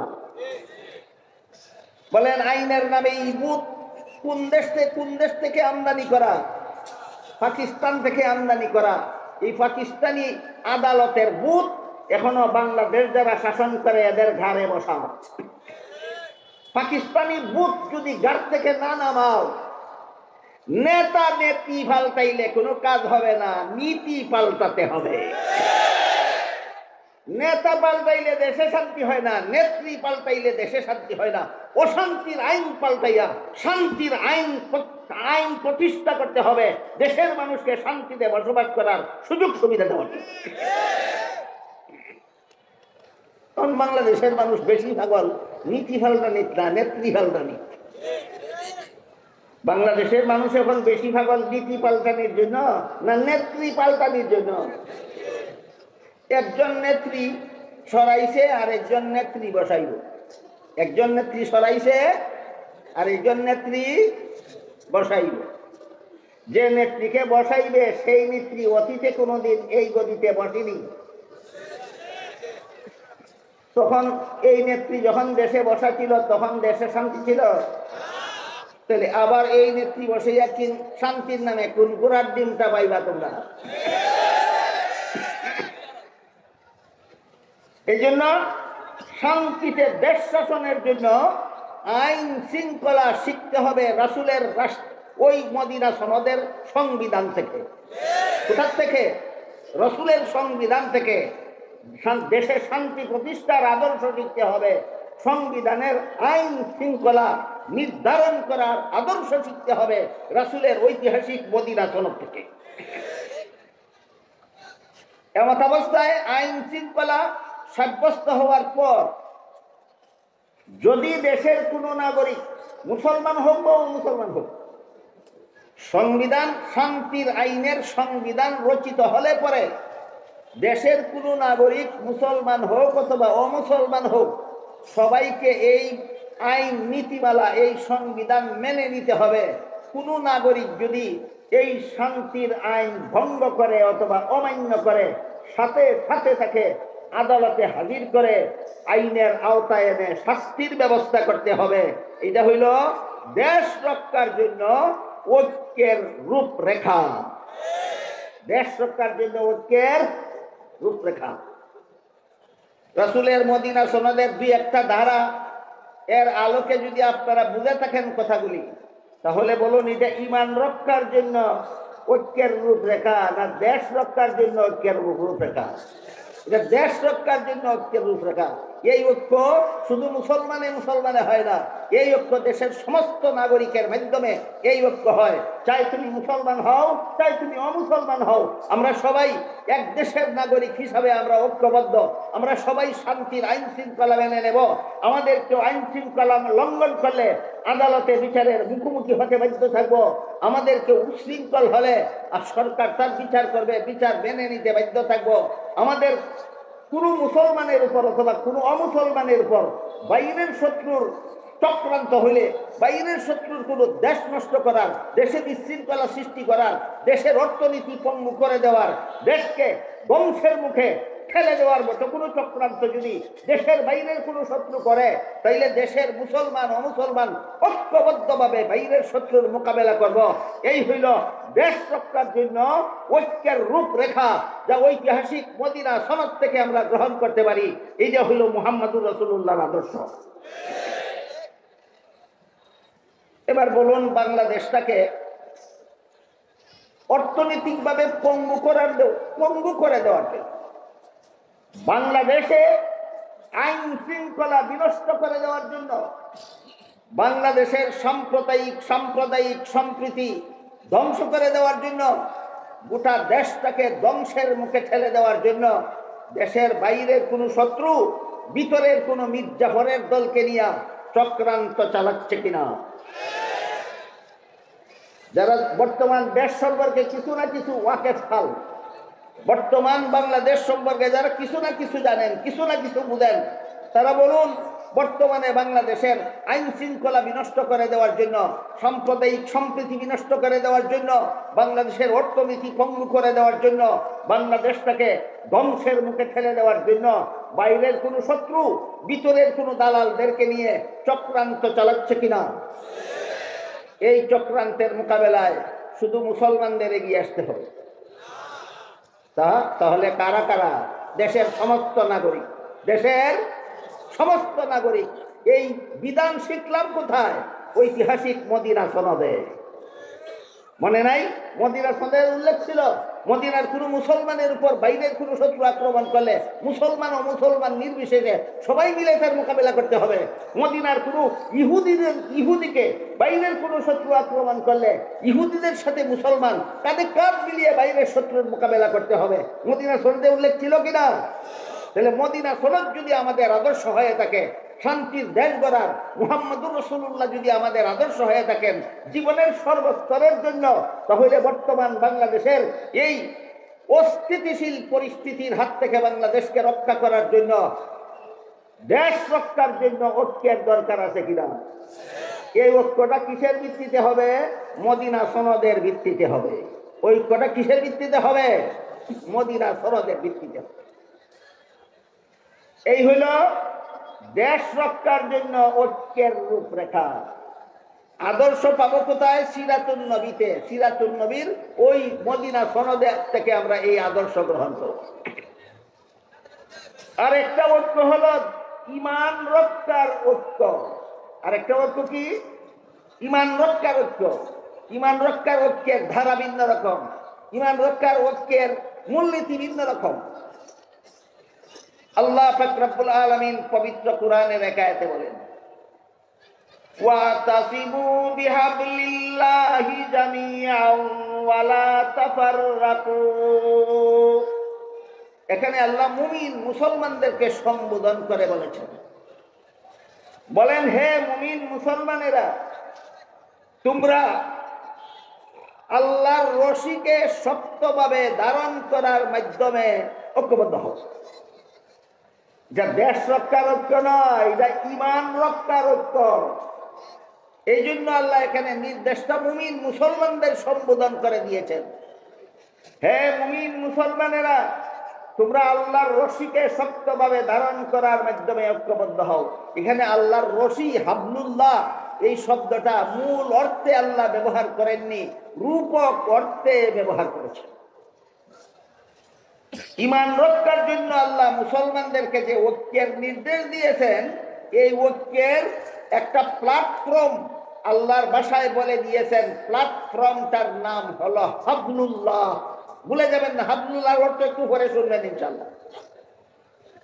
ঈমান রক্ষার জন্য মুসলমানের যে ঐক্যবদ্ধ হবে, এই ঐক্যবদ্ধ হওয়ার প্ল্যাটফর্ম আল্লাহ বলে দিয়েছেন আল্লাহর বর্ণিত ভাষায়। প্ল্যাটফর্মটার নাম হাবলুল্লাহ। এর বাংলা অর্থ হইল আল্লাহর রশি। হাবলুল্লাহ শব্দের বাংলা অর্থ কি? আল্লাহর রশি। এই রশি শব্দটা আল্লাহ এখানে মূল অর্থে ব্যবহার করেননি, রূপক অর্থে ব্যবহার করেছেন। এখন কেউ যদি এমন থাকেন যিনি মূল অর্থ আর রূপক অর্থের পার্থক্য বুঝেন না, তাহলে তো তাকে আগে আমি ওইটা আগে বুঝাই আসতে হবে, তারপরে ঐক্যের প্ল্যাটফর্ম চিহ্নিত করতে হবে। যেমন ধরেন সেহরি খাওয়ার নির্দেশ দিয়ে আল্লাহ কোরআনের এক আয়াতে বলেন, ফাকুলু ওয়াশরাবু হাত্তা ইয়াতাবায়্যানা লাকুমুল খাইতুল আবিয়াদু মিনাল খাইতিল আসওয়াদি মিনাল ফাজর। হে মুমিন মুসলমানেরা, তোমরা ততক্ষণ পর্যন্ত সেহরি খাও যতক্ষণ পর্যন্ত সাদা সুতা আর কালো সুতা পৃথকভাবে দেখা না যায়। এখানে সাদা সুতা আর কালো সুতা দুইটা শব্দ আল্লাহ ব্যবহার করার কারণে আয়াত নাযিলের পর একজন সাহাবী সেহরি খেতে বসলেন, এক পায়ে একটা সাদা সুতা বাঁধলেন আর এক পায়ে একটা কালো সুতা বাঁধলেন। যতক্ষণ পর্যন্ত কোনটা কালো কোনটা সাদা পৃথকভাবে দেখা না গেল ততক্ষণ পর্যন্ত সেহরি খেলেন। পরের দিন সকালে রসুলের কাছে ঘটনা বর্ণনা করা হলে রসুল পরিষ্কার করে দিলেন, এখানে সাদা সুতা কালো সুতা শব্দ দুইটা মূল অর্থে ব্যবহৃত নয়, রূপক অর্থে। সাদা সুতা বলতে আল্লাহ ভোর রাতের পূর্বাকাশের সাদা রং বুঝিয়েছেন, কালো সুতা বলতে আল্লাহ ভোর রাতে পূর্বাকাশের কালো রং বুঝিয়েছেন। এখানে কালো সুতা অর্থ আকাশের কালো রং, সাদা সুতা অর্থ আকাশের সাদা রং। তাহলে কালো সুতা আর সাদা সুতা হইল মূল অর্থ, আর সাদা রং আর কালো রং হইল রূপক অর্থ। ঠিক তেমনি ভাবে ঐক্য সম্বলিত আয়াতে যে আল্লাহ বলেছেন, হে মুমিন মুসলমানেরা, তোমরা আল্লাহর রশিকে মজবুত ভাবে ধারণ করার মাধ্যমে ঐক্যবদ্ধ হও। এখানে ওইখানে সুতা বলেছিলেন রূহ করতে, এখানে রশি বলেছেন রূহ করতে। এখানে রশি বলতে আল্লাহ তোমরা যে দড়ি বলতে যেটা বুঝো সেটা নয়, এখানে রশি বলতে আল্লাহ বুঝিয়েছেন আল্লাহর দিন। এখানে হাবলুল্লাহ মানে দিনুল্লাহ, আল্লাহর রশি মানে আল্লাহর দিনকে সত্যভাবে ধারণ করার মাধ্যমে মুসলমান তোমরা ঐক্যবদ্ধ হও। মুসলমানের ঐক্যবদ্ধতা হবে ইমান রক্ষার ঐক্যবদ্ধতা। যে আয়াতে আল্লাহ মুসলমানদেরকে ঐক্যবদ্ধ হওয়ার নির্দেশ দিয়েছেন, সেইখানে ঐক্যের নির্দেশ দেওয়ার আগেই ঐক্যের ঠিকানাটা চিহ্নিত করে দিয়েছেন। মুসলমান ঐক্যবদ্ধ হবে যে ঠিকানায় গিয়ে, সেই ঠিকানাটা হইল আল্লাহর দিন। এই ঠিকানাটা হইল আল্লাহর দিন। সবচেয়ে বড় আশ্চর্যের ব্যাপার, আজকাল আমি খুব ঘন ভাবে লক্ষ্য করছি, দেশের বর্তমান পরিস্থিতিতে অনেক লোক মুসলমানদেরকে শুধু বলে, আসো মুসলমানেরা, দেশের বর্তমান প্রেক্ষাপটে ঐক্যের বড় প্রয়োজন, আসো আমরা সব ঐক্যবদ্ধ হয়ে যাই। এটা কি দেশ রক্ষার ঐক্য? তাও খুলে বলে না। এটা কি ইমান রক্ষার ঐক্য? তাও খুলে বলে না। কেন বলে না আমি জানি না, হয়তো জানেই না দেশ রক্ষার ঐক্যের রূপরেখা একরকম আর ইমান রক্ষার ঐক্যের রূপরেখা আর এক রকম, জানেই না, বলবে কিভাবে? অথবা জেনে শুনেই বলে না, গুলাভানিতে মাছ শিকারের জন্য। মজার ব্যাপার হইল, যারা আজকাল ঐক্যের দাওয়াত দিচ্ছে, আসো সবাই ঐক্যবদ্ধ হই, এরা ঐক্যবদ্ধ হওয়ার পক্ষে কোরআনের এই আয়াতটাকে দলিল হিসাবে পেশ করে যে আল্লাহ এখানে ঐক্যবদ্ধ হওয়ার নির্দেশ দিয়েছেন। কিন্তু আপনাদের লক্ষ্য করার ব্যাপার হলো, আল্লাহ ঐক্যের দাওয়াত আগে দেননি, আগে ঐক্যের প্ল্যাটফর্ম চিহ্নিত করে দিয়েছেন। অমুক প্ল্যাটফর্মে এসে তোমরা ঐক্যবদ্ধ হও। প্ল্যাটফর্মটার নাম হলো আল্লাহর দিন। হে মুমিন মুসলমানেরা, আল্লাহর দিন পালনের মাধ্যমে তোমরা ঐক্যবদ্ধ হও। বলেন ঐক্যবদ্ধ হও আগে বলেছেন না আল্লাহর দিন পালনের কথা আগে বলেছেন? আল্লাহর দিন পালনের মাধ্যমে ঐক্যবদ্ধ হও। যারা ঐক্যের দাওয়াত দেয় এরা ঐক্যের প্ল্যাটফর্ম বলে না, আল্লাহ কোরআনে প্ল্যাটফর্ম আগে বলে দিয়েছেন। ঐক্যের ঠিকানাটা কি হবে বলে না, আল্লাহ ঠিকানা আগে বলে দিয়েছেন। তোমাদের ঐক্যের ঠিকানা হইল দিন পালন করা। এখানে সব মুসলমান এসে ঐক্যবদ্ধ হও, আল্লাহর দিন পালনের মাধ্যমে সমস্ত মুসলমান ঐক্যবদ্ধ হও। এখান থেকে আমরা মনে রাখি, আল্লাহ কোরআনের যে আয়াতে মুসলমানদের ঐক্যবদ্ধ হওয়ার নির্দেশ দিয়েছেন, সেই আয়াতে ঐক্যের নির্দেশ দেওয়ার আগেই ঐক্যের ঠিকানা চিহ্নিত করে দিয়েছেন। ঠিকানাটার নাম হইল আল্লাহর দিন। ঠিকানাটার নাম আল্লাহর দিন। এখন বোঝার দরকার আল্লাহর দিন বলতে আমি কি বলি। আল্লাহর দিন কথাটা তো, দিন শব্দটা তো আল্লাহ কোরআনের বিভিন্ন আয়াতে বিভিন্ন অর্থে ব্যবহার করেছে। দিন শব্দকে আল্লাহ কোরআনের সবগুলি আয়াতে একই অর্থে ব্যবহার করেননি, বিভিন্ন আয়াতে বিভিন্ন অর্থে ব্যবহার করেছেন। যেমন ধরুন সূরাতুল ফাতিহার 3 নম্বর আয়াতে আল্লাহ বলেছেন মালিকি ইয়াউমিদ্দিন। এখানে দিন শব্দকে কর্মফল অর্থে ব্যবহার করেছেন। যেহেতু কিয়ামতের দিন সারা দুনিয়ার সমস্ত মানুষের কর্মফল দেওয়া হবে, এই জন্য কিয়ামতের দিনকে আল্লাহ এখানে কর্মফল দেওয়ার দিন বলেছেন। সুতরাং মালিকি ইয়াউমিদ্দিন আয়াতে দিন শব্দকে আল্লাহ কর্মফল অর্থে ব্যবহার করেছেন। কিন্তু সূরাতুল বাকারার 256 নম্বর আয়াতে আল্লাহ বলেছেন লা ইকরাহা ফিদ্দিন। একটু আগে আমি বলেছি এখানে দিন শব্দের অর্থ কর্মফল নয়, এখানে দিন শব্দকে আল্লাহ ধর্ম অর্থে ব্যবহার করেছেন। লা ইকরাহা ফিদ্দিনের অর্থ হলো তোমরা ধর্মের বেলায় বল প্রয়োগ চলবে না, সমস্ত ধর্মাবলম্বীরাই আপন আপন ধর্ম পালনে থাকবে। সামনের কথাগুলি বুঝার সুবিধার্থে একটু দয়া করে লক্ষ্য করুন এবং বলুন তো মালিকি ইয়াউমিদ্দিন আয়াতে দিন শব্দ কোন অর্থে? কর্মফল অর্থে। লা ইকরাহা ফিদ্দিন আয়াতে দিন শব্দ কোন অর্থে? ধর্ম অর্থে। আবার দেখুন সূরায়ে শূরার 13 নম্বর আয়াতে আল্লাহ বলেছেন আকিমুদ্দিন। এখানে দিন শব্দকে কর্মফল অর্থেও নয়, এখানে দিন শব্দকে ধর্ম অর্থেও নয়, এখানে আল্লাহ দিন শব্দকে ইসলামের সহি আকীদা অর্থে ব্যবহার করেছেন। আকিমুদ্দিনের অর্থ হলো তোমরা ইসলামের সহি আকীদায় অটল থাকো। সহি আকীদা শব্দ দুইটাই আরবি, কোরআনের ভাষা, সমাজে প্রচলিত আছে, এই জন্য আরবি ভাষাটাই বলে দিলাম। তারপরও যদি কারো ভাষাটা আরবি হওয়ার কারণে বুঝতে অসুবিধা হয়, বাংলায় বলছি। এখানে দিন শব্দকে আল্লাহ ইসলামের বিশুদ্ধ মতবাদ অর্থে ব্যবহার করেছেন। আকিমুদ্দিনের অর্থ হলো হে মুসলমানেরা, তোমরা ইসলামের বিশুদ্ধ মতবাদে অটল থাকো। মেহরবানি করে সামনের কথাগুলি পরিষ্কারভাবে বোঝার স্বার্থেই একটু স্মরণ রাখার চেষ্টা করুন। মালিক ইয়াউমিদ্দিন আয়াতে দিন অর্থ কর্মফল, লা ইকরাহা ফিদ্দিন আয়াতে দিন অর্থ ধর্ম, আকিমুদ্দিন আয়াতে দিন অর্থ ইসলামের বিশুদ্ধ মতবাদ। আকিমুদ্দিন আয়াতে দিন অর্থ ইসলামের বিশুদ্ধ মতবাদ। আবার সূরা মায়েদার 3 নম্বর আয়াতে আল্লাহ বলেছেন আল ইয়াউমা আকমালতু লাকুম দীনাকুম। এখানে দিন অর্থ কর্মফল নয়, এখানে দিন অর্থ ধর্মও নয়, এখানে দিন অর্থ সহি আকীদাও নয়। এখানে আল্লাহ দিন শব্দকে ইসলামের বিধিবিধান অর্থে ব্যবহার করেছেন। আকমালতু লাকুম দীনাকুম আয়াতের অর্থ হলো তোমাদের ইসলামের বিধিবিধানকে আমি আল্লাহ পরিপূর্ণ করে দিলাম। আপাতত 7টা উদাহরণ দিলাম। কি বুঝলেন? সবগুলি আয়াতে আল্লাহ দিন শব্দকে একই অর্থে ব্যবহার করেন না বিভিন্ন আয়াতে বিভিন্ন অর্থে? এই জন্য কোরআনে যে আল্লাহ বললেন তোমরা দিন পালনের মাধ্যমে ঐক্যবদ্ধ হও, কি হবে সেই দিনের রূপরেখা, কি হবে সেই দিনের পরিপূর্ণ সংজ্ঞা, কি হবে সেই দিনের কমপ্লিট ডেফিনেশন, এই প্রশ্নের জবাব পাওয়া যায় রাসূল করিম সাল্লাল্লাহু আলাইহি ওয়াসাল্লামের একটি হাদিসে। এই হাদিসটা মুহাদ্দিসিনে কেরামের পরিভাষায় এই হাদিসটাকে হাদিসে জিবরিল বলা হয়। কারণ ওই হাদিসে উল্লেখ আছে জিবরিল ফেরেশতা একজন অচেনা মানুষের আকৃতি ধারণ করে রাসূল করিম সাল্লাল্লাহু আলাইহি ওয়াসাল্লামের কাছে এসেছিলেন, মুখোমুখি হয়ে বসেছিলেন, রাসূলকে কতগুলি প্রশ্ন করেছিলেন। জবাব দেওয়ার পর জিবরিল চলে গেলে পরে রাসূল উপস্থিত সাহাবাদের জিজ্ঞেস করেছিলেন, কোন লোকটা এসে আমার সাথে প্রশ্নোত্তর করে চলে গেল, তোমরা কি চিনতে পেরেছো?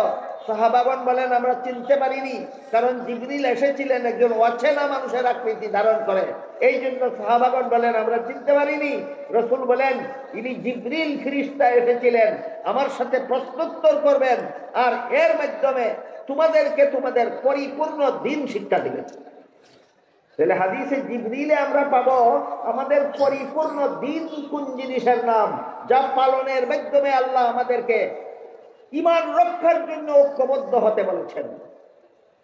আমার কথাগুলি বুঝে থাকলে বলুন, দেশ রক্ষার ঐক্যের রূপরেখা আর ঈমান রক্ষার ঐক্যের রূপরেখা সেম সেম না ডিফারেন্স আছে? ডিফারেন্স। দেশ রক্ষার ঐক্যের রূপরেখা আছে ঐতিহাসিক মদিনা সনদে, ঈমান রক্ষার ঐক্যের রূপরেখা আছে হাদিসে জিবরিলে। ঈমান রক্ষার ঐক্যের রূপরেখা কোথায় আছে? হাদিসে জিবরিলে। রাসূল বলেন জিবরিল এসেছিলেন, আমাকে প্রশ্ন করবেন, আমি জবাব দেব, এর মাধ্যমে তোমরা তোমাদের পরিপূর্ণ দিন শিখে নিবে। তাই দিন শিখার মতো 3টা প্রশ্ন আছে এখানে, দিন শিখার মতো। এই 3টা প্রশ্ন এবং জবাবগুলি আমরা আগে একটু বুঝে নিই। এর আগে আমার জন্য একটু সুবিধা হয়, আপনারা কত মিনিট ধৈর্যের সাথে বসে শুনবেন, আর কর্তৃপক্ষের অনুষ্ঠান সূচিতে আমার আর কত মিনিট আছে, এই 2 কথা জানাইলে আমি আলোচনাটা সেই অনুপাতে করতে সুবিধা হবে। আপনারা আর কত মিনিট ধৈর্যের সাথে শোনার জন্য বসতে রাজি আছেন? কমপক্ষে আধা ঘন্টা আপাতত। হ্যাঁ, আধা ঘন্টার জন্য আপাতত আধা ঘন্টার জন্য মানসিকভাবে প্রস্তুতি নিয়ে বসুন। এবার আমরা একটা একটা করে জিবরিলের প্রশ্নগুলি, যে প্রশ্নের জবাবে আমাদের পরিপূর্ণ দিন শিক্ষা দেওয়া হয়েছে, সেই প্রশ্নগুলি জবাব সহ আমরা একটু শোনার বোঝার চেষ্টা করি। এই তিন প্রশ্নের মধ্যে জিবরিল রাসূলকে একটা প্রশ্ন এই করেছিলেন, মাল ঈমান, এর অর্থ হলো ঈমান কাকে বলে। মাল ঈমান অর্থ ঈমান কাকে বলে। জবাবে রাসূল বলে দিলেন, 6টা কথা বিশ্বাস করার নাম ঈমান। জবাবে কি বলে দিলেন রাসূল? কত কথা বিশ্বাস করার নাম ঈমান? 6 কথা। 1 নম্বরে আমি আল্লাহ বিশ্বাস করি, 2 নম্বরে আমি ফিরিস্তাতে বিশ্বাসী, 3 নম্বরে আমি আসমানি কিতাব তথা কোরআনে বিশ্বাসী, 4 নম্বরে আমি আল্লাহর প্রেরিত নবী রাসূলগণে বিশ্বাসী, 5 নম্বরে আমি আল্লাহর নির্ধারিত ভাগ্য তালিকাতে বিশ্বাসী, 6 নম্বরে আমি পরকালের চিরস্থায়ী জীবনে বিশ্বাসী। কটা হইল? 6টা। এই 6টা হলো ঈমানের মূল কথা। জিবরিলের এই প্রশ্নের জবাবে রাসূল তার উম্মতকে ঈমানের 6টা মূল কথা বলে দিলেন। এর সাথে কোরআন হাদিসে বর্ণিত আরো অনেকগুলি আনুষঙ্গিক কথা আছে। 6টা মূল কথার সাথে আরো অনেকগুলি আনুষঙ্গিক কথা আছে। সবগুলি 6টা মূল কথার সাথে আরো যত আনুষঙ্গিক কথা কোরআন হাদিসে বর্ণিত আছে, সবগুলিকে সবিস্তারে দলিল প্রমাণ সহ আকাবিরিনে উম্মত একটা ফন্নে মুদাব্বন করেছেন, একটা শাস্ত্রে বিন্যস্ত করেছেন। আকাবিরিনে উম্মত, আবার শব্দটা আরবি বলে ফেললাম, বাংলায় উম্মতের শীর্ষস্থানীয় আলেমগণ। উম্মতের শীর্ষস্থানীয় আলেমগণ রাসূলের বর্ণিত 6টা মূল কথার সাথে আরো যত আনুষঙ্গিক কথা আছে, সবগুলিকে সবিস্তারে দলিল প্রমাণ সহ একটি শাস্ত্রে বিন্যস্ত করেছেন।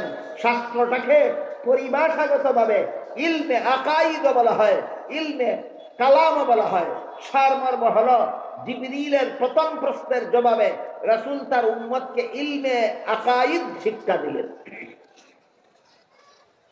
মাদ্রাসার ছাত্ররা অন্তত নামটা মনে রাখো, জিবরিলের প্রথম প্রশ্নের জবাবে রাসূল উম্মতকে কোন ইলম শিক্ষা দিলেন? ইলমে আকাইদ শিক্ষা দিলেন। আপনাদের বোঝার ব্যাপার হলো ইলমে আকাইদ কাকে বলে। আমি যদি কিতাবের ভাষায় বলি তাহলে আলেমগণ এবং মাদ্রাসার ছাত্রগণ ছাড়া আপনারা অন্যরা বুঝবেন না। এজন্য আমি এমন সরল বাংলায় বলতে চাই যেন সকলে বুঝেন। ইলমে আকাইদ বলে আল্লাহর যে সমস্ত বিধিবিধান শুধুমাত্র অন্তরে বিশ্বাস করতে হয়, শরীরের অঙ্গ প্রত্যঙ্গের দ্বারা পালন করার কিছু নাই, ওই সমস্ত বিধিবিধান জানার নাম ইলমে আকাইদ। যেমন আল্লাহ আছেন, শুধু অন্তরে বিশ্বাস করতে হয়। আল্লাহ একজন, শুধু অন্তরে বিশ্বাস করতে হয়। আল্লাহ লা শরীক, শুধু অন্তরে বিশ্বাস করতে হয়।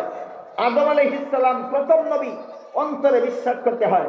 মুহাম্মদুর রাসূলুল্লাহ শেষ নবী, অন্তরে বিশ্বাস করতে হয়। সমস্ত নবীগণ আজীবন বেগুনাহ, অন্তরে বিশ্বাস করতে হয়। সাহাবায়ে কেরাম আজীবন বেগুনাহ নন, প্রথম জীবনে গুনাহ করে থাকলেও শেষ জীবনে তারা যথারীতি সংশোধন হয়ে যথাযথভাবে তওবা করার কারণে আল্লাহ তাদেরকে সব গুনাহ মাফ করে দিয়েছেন। তারা বেগুনাহ অবস্থায় কবরে গিয়েছেন। অন্তরে বিশ্বাস করতে হয়। এইভাবে আল্লাহর যে সমস্ত বিধিবিধান শুধুমাত্র অন্তরে বিশ্বাস করতে হয়, শরীরের অঙ্গ প্রত্যঙ্গের দ্বারা পালন করার কিছু নাই, এই সমস্ত বিধিবিধান জানার নাম ইলমে আকাইদ, যা রাসূল জিবরিলের প্রথম প্রশ্নের জবাবে উম্মতকে শিক্ষা দিলেন।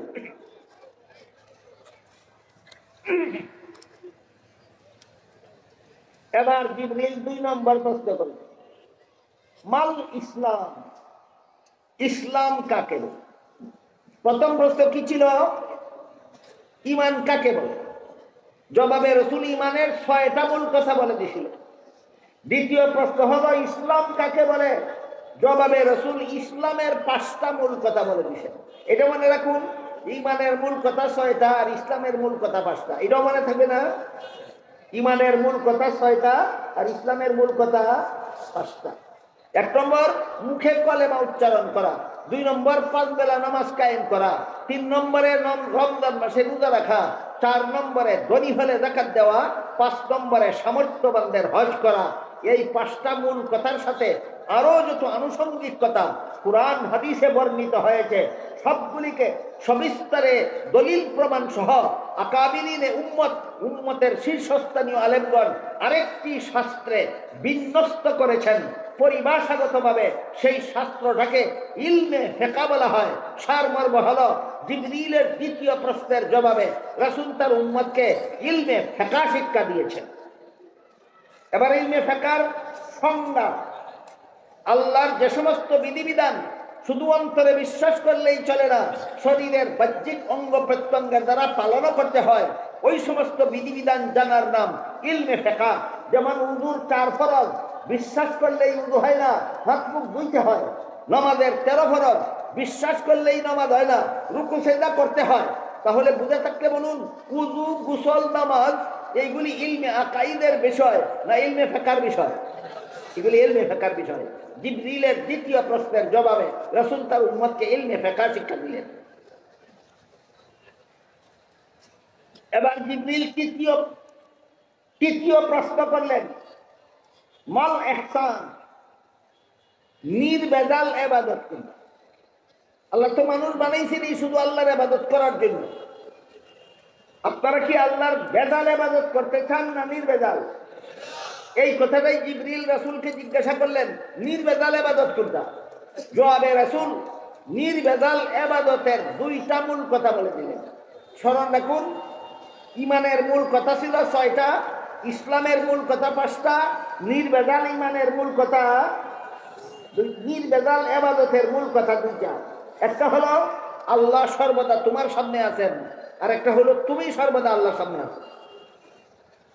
আল্লাহ যে আমার সামনে আছেন এটা বোঝাতে গিয়ে আল্লাহ রাসূল কান্না শব্দ ব্যবহার করেছেন। আর আমি যে আল্লাহর সামনে আছি এটা বোঝাতে গিয়ে আল্লাহ রাসূল ফাইন্না শব্দ ব্যবহার করেছেন। উলামায়ে কেরাম তো জানাইছে, ছাত্ররা একটু মনোযোগ দিলে বুঝবে কান্না আর ফাইন্নার মধ্যে একটা পার্থক্য আছে। এইভাবে বললে আপনারা কিচ্ছুই বুঝবেন না, এই জন্য আমি আপনাদের বোঝার মতো করে বলি। আল্লাহ কোরআনের এক আয়াতে বলেন, কুল্লিল্লাহিল মাশরিকু ওয়াল মাগরিবু ফাআইনামা তুওয়াল্লু ফাসাম্মা ওয়াজহুল্লাহ। হে রাসূল করিম সাল্লাল্লাহু আলাইহি ওয়াসাল্লাম, প্রশ্নকারীদের জবাবে বলে দিন, পূর্ব পশ্চিম উত্তর দক্ষিণ নির্বিশেষে আল্লাহ সবখানেই আছেন। তুমি যেদিকেই ফিরবা সেদিকেই আল্লাহ আছেন। আয়াতের দ্বারা আমরা কি বুঝলাম? আল্লাহ কোন দিকে নাই? সব দিকে আছে। আল্লাহ বলেন ফাআইনামা তুওয়াল্লু ফাসাম্মা ওয়াজহুল্লাহ, তোমরা যেদিকেই ফিরবা সেদিকেই আল্লাহ। তাহলে যেদিকে আমি ফিরি সেদিকেই যদি আল্লাহ থাকেন, তাইলে আল্লাহ আমার গোচরে আছেন না সামনে আছেন? এটা হলো নির্ভেজাল ইবাদতের একটা মূল কথা, আল্লাহ সর্বদা তোমার সামনে আছেন। তাইলে এখানে আল্লাহ কান্নাকা তারাহু বললেন কেন? যেন তুমি দেখতেছো এভাবে বললেন কেন? তার কারণ হইল আল্লাহ যদিও সদা সর্বদা আমার চোখের সামনে আছেন, কিন্তু আমি কোনোদিন দেখি না। আপনারা দেখেন? দেখি না। কেন দেখি না? আল্লাহকে দেখার মতো চোখে যে পরিমাণ পাওয়ারের দরকার, দুনিয়ার জীবনে কোনো মানুষের চোখে আল্লাহ ইচ্ছাকৃত ভাবেই সেইটুকু পাওয়ার দেন না। কেন দেন না? দিলেই তো দেখতো, বলে না দেখার জন্যই দেই না। কেন? বলে আল্লাহ দেখে যদি তুমি ঈমান আনো তাইলে তোমার ঈমানটাই কবুল হবে না। এই জন্য আল্লাহ ইচ্ছাকৃত ভাবে দুনিয়ার জীবনে আমাদের চোখে আল্লাহ দেখার মতো পাওয়ার দেন না, না দিয়া আমাদের ঈমানটা কবুল হওয়ার ব্যবস্থা করে। আমার কথা বুঝে থাকলে বলুন, আল্লাহ আমার চোখে দুনিয়ার জীবনে আল্লাহকে দেখার মতো পাওয়ার না দিয়া আমাকে বঞ্চিত করেছেন, না ঈমান কবুল হওয়ার ব্যবস্থা করেছেন। এটা না জানলে শুকরিয়াটা আদায় করবো কিভাবে? সব মুসলমানের এই কথাটা জানা দরকার, যেন আল্লাহ কত বড় মেহেরবানি করছেন আমার চোখে দুনিয়াতে আল্লাহকে দেখার মতো পাওয়ার না দিয়া এর শুকরিয়াটা যেন ঠিকভাবে আদায় করতে পারি। কাজে আল্লাহকে আমি দেখি না, এই জন্য আল্লাহ রাসূল বলেছেন কান্নাকা তারাহু, যেন তুমি দেখতেছো। এরপরে নির্ভেজাল ইবাদতের 2 নম্বর মূল কথা হলো তুমিও সদা সর্বদা আল্লাহর সামনে আছো। এখন বলুন, আমি যে সদা সর্বদা আল্লাহর সামনে আছি, আল্লাহরও কি দেখার গুণে কিছু অভাব আছে? একটু বুঝে শুনে বলুন। আমার চোখে আল্লাহকে দেখার মতো পাওয়ারের অভাব আছে, এই জন্য আল্লাহর সামনে থাকা সত্ত্বেও দেখি না। কিন্তু আল্লাহরও কি দেখার গুণে কিছু অভাব আছে, যে কারণে আল্লাহ মাঝে মধ্যে আমাকে দেখেন না? না, আল্লাহর দেখার গুণে বিন্দু মাত্র অভাব নাই। তাই আমি যে সর্বদা আল্লাহর সামনে আছি, সর্বদাই আল্লাহ আমাকে দেখে। এই জন্য এখানে এসে আল্লাহ রাসূল কান্না বলেননি, ফাইন্না বলেছেন, অবশ্যই আল্লাহ তোমাকে দেখে। আমার মনে হয় সারা দুনিয়ার সমস্ত মুমিন মুসলমান এই দুইটা কথা বিশ্বাস করে যে আল্লাহ আমার সামনে আছে, কিন্তু আমার চোখের পাওয়ার অভাবে আমি তাকে দেখি না, কিন্তু আমি যে সর্বদা আল্লাহর সামনে আছি, আল্লাহ সর্বক্ষণই আমাকে দেখেন। বিশ্বাস করেন? তাহলে এবার বলুন, আমি যদি বিশ্বাস করি সর্বাবস্থায় আল্লাহ আমাকে দেখছেন, তাহলে আমি চুরি করি কোন সাহসে? চুরি করি সময় আল্লাহ দেখে না। তাহলে কোন সাহসে চুরি করি? ডাকাতি করার সময় তো আল্লাহ দেখে। কোন সাহসে ডাকাতি করি? জিনা করার সময় তো আল্লাহ দেখে। কোন সাহসে জিনা করি? সুদ খাওয়ার সময় তো আল্লাহ দেখে। কোন সাহসে সুদ খাই? ঘুষ খাওয়ার সময় তো আল্লাহ দেখে। কোন সাহসে ঘুষ খাই? মদ খাওয়ার সময় তো আল্লাহ দেখে। কোন সাহসে মদ খাই? গাঁজা খাওয়ার সময় তো আল্লাহ দেখে। কোন সাহসে গাঁজা খাই? দুর্নীতি করার সময় তো আল্লাহ দেখে। কোন সাহসে দুর্নীতি করি? জালিয়াতি করার সময় তো আল্লাহ দেখে। কোন সাহসে জালিয়াতি করি? এই প্রশ্নের জবাব হইল বিশ্বাস করি আল্লাহ দেখে, কিন্তু বিশ্বাস ঘুমন্ত থাকার কারণে বিশ্বাসও করে আল্লাহ দেখে, আর আল্লাহর নাফরমানি করার সাহসও করে। বলেন আল্লাহ দেখে এই বিশ্বাস জাগ্রত থাকার কারণে অপকর্ম করে, না ঘুমন্ত থাকার কারণে? এবার এর একটি উদাহরণ শুনুন। ধরুন আপনার দেওয়াল ঘেরা বাড়িতে রাতে যেন চোর ঢুকতে না পারে, এজন্য আপনি আপনার বাড়ির গেইটে একজন বেতনভোগী পাহারাদার বসায় রাখলেন। পাহারাদার বসা থাকা অবস্থায় আপনার বাড়িতে চোর ঢুকতে পারবে? পারবে না। কিন্তু যদি এই পাহারাদার গেইটের সোফায় বসে বসে সারা রাত ঘুমায়, বলুন পাহারাদার সোফায় বসে বসে কি করে? ঘুমায়। চোর ঢুকতে পারবে কিনা? এবার বলতে হবে আপনাদের, পাহারাদার বসা আছে, চোর ঢুকবে কিভাবে? পাহারাদারে ঘুমায়, বলেন বুঝেন নাই? পাহারাদার বসা আছে, তাহলে চোর ঢুকে কিভাবে? পাহারাদার ঘুমায়। ঠিক তেমনি ভাবে তোমার বিশ্বাস আছে আল্লাহ দেখে, তুমি অপকর্ম করো কিভাবে? তোমার ঈমান ঘুমায়। এবার আমার কথা বুঝে থাকলে বলুন, বাংলাদেশের কতজন মুসলমানের অন্তরে ঈমান জাগ্রত থাকে, আর কতজন মুসলমানের ঈমান ঘুমায়? যাদের অন্তরে ঈমান ঘুমায় এরা ইবাদত করবে বেজাল, সংসারের কাজে করবে দুর্নীতি। যাদের ঈমান ঘুমায় এদের ইবাদত হবে বেজাল, আর সংসারের কাজে হবে দুর্নীতি। আজকে বুঝলেন কিনা ইবাদতে বেজাল হয় কেন আর সংসারের কাজে দুর্নীতি হয় কেন? একমাত্র কারণ ঈমান অন্তরে জাগ্রত নাই, ঈমান ঘুমন্ত। এই ঘুমন্ত ঈমানকে জাগ্রত করলে কি হয় এবার শুনুন। হযরত ইউসুফ আলাইহিস সালামের সাথে জিনা ব্যভিচার করার জন্য জুলাইখা একটা খাস কামরায় নিয়ে গেল। যেই কামরাটা রাজকীয়ভাবে সুসজ্জিত ছিল, সেই কামরার ভিতরে ইউসুফ এবং জুলাইখা ছাড়া দুনিয়ার আর কোনো মানুষ ছিল না। ইউসুফ আলাইহিস সালাম সেই কামরায় ঢুকে দেখলেন কামরার এক পাশে পর্দা দ্বারা কোনো একটা কিছু দেখে রাখা হয়েছে। জুলাইখাকে জিজ্ঞাসা করলেন, কামরার এই পাশে পর্দা দিয়ে কি দেখে রেখেছ? জুলাইখা বলে, আমি যে মূর্তিটার পূজা করি ওই মূর্তিটা দেখে রেখেছি। ইউসুফ আলাইহিস সালাম বললেন, মূর্তিটা দেখে রাখলা কেন? জুলাইখা বলে, এই মূর্তির সামনে যেহেতু আমি এটার পূজা করি, তাই এই মূর্তিটার সামনে তোমার সাথে জিনা করতে আমার লজ্জা হয়, এই জন্য দেখে রেখেছি। ইউসুফ আলাইহিস সালাম জিজ্ঞেস করলেন, মূর্তি না দেখে তার সামনে আমার সাথে জিনা করলে কি মূর্তি দেখবে? আপনারা কি বলেন? দেখবে? দেখবে না? জুলাইখা বলে দেখবে না।